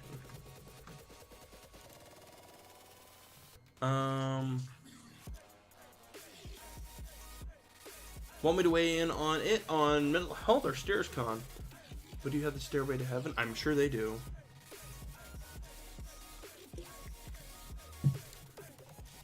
As in mental health thing? Yeah.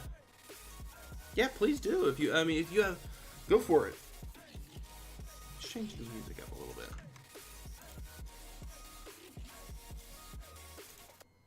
There. Yeah, we're all for mental health, talking about mental health. I think that it's an important thing. Got my hair in my mouth. There we go.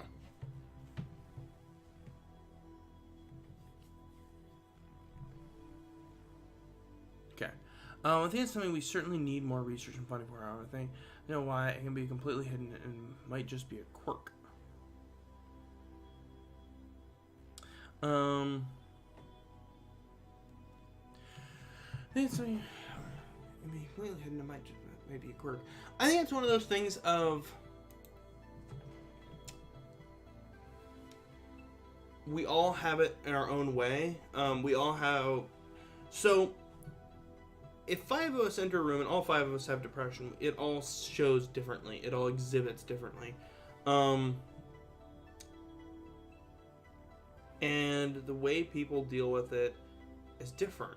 How they process it is different. We're all crazy in our way and each deal with it differently. Exactly. I think that's a really good way to view it, of like we're all different in our own way. We all have our own issues, something that makes us tick, basically. It's really interesting to think about it. Yeah, because I mean, it basically, it's like what movie was it? It's in a weird way. It's like the super serum from Captain America. It changes different traits of people. Or chromosome 23 from the Doom movie. One person can be completely fine with antidepressants, another can get worse. It's interesting how antidepressants can cause weird effects on people. It is interesting. But it's just how different the same clinical description can manifest differently. Captain America got all his stuff and Slade got regeneration. Exactly. It's fascinating how the same clinical diagnosis can exhibit so much differently in individuals. It's fascinating. I don't know. So, I think I'm going to actually end it because I'm actually getting tired, hungry, and my head hurts. It's also really misunderstood simply because it's nearly impossible to understand what it's like unless you go through it. I will admit, I haven't met anyone with actual mental illness. Hello. The closest I got was when my granddad's brain was dying and forgot who I was. Dementia. Not dementia, Alzheimer's. I know that, I remember Schnarf saying that you were trying to research Alzheimer's, and then I'm raising money for Alzheimer's, for the Alzheimer's Association, and that's actually on Wednesdays. Actually, I do that. Those are my, not my volunteer streams, my fundraising streams.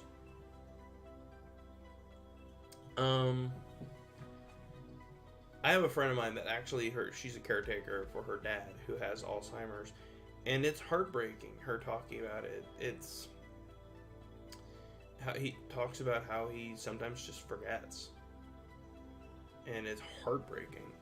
I can't imagine that. I really can't. Because it's not something I've ever had to deal with. Like, you have depression, so you're sad all the time. No, Karen, my depression feels like it's grayscale. Everyone else in color gets more gray the longer I'm around and won't do that. Yeah, I totally get it. It's one of those things of people think depression is you have to be sad all the time, and it's like, no, it doesn't. It doesn't mean that at all. Yep, doing Alzheimer's research. Nice! Yeah, people understand depression is only sadness, and it's like, nope, not just that. I think that way, but then I actually started to research it. It's one of those things of, I never thought that I would be, that's not being depressed, that's being emo. I would like to point out, we stopped seeing as many emo kids when talking about mental health started to become okay. I never thought that I would be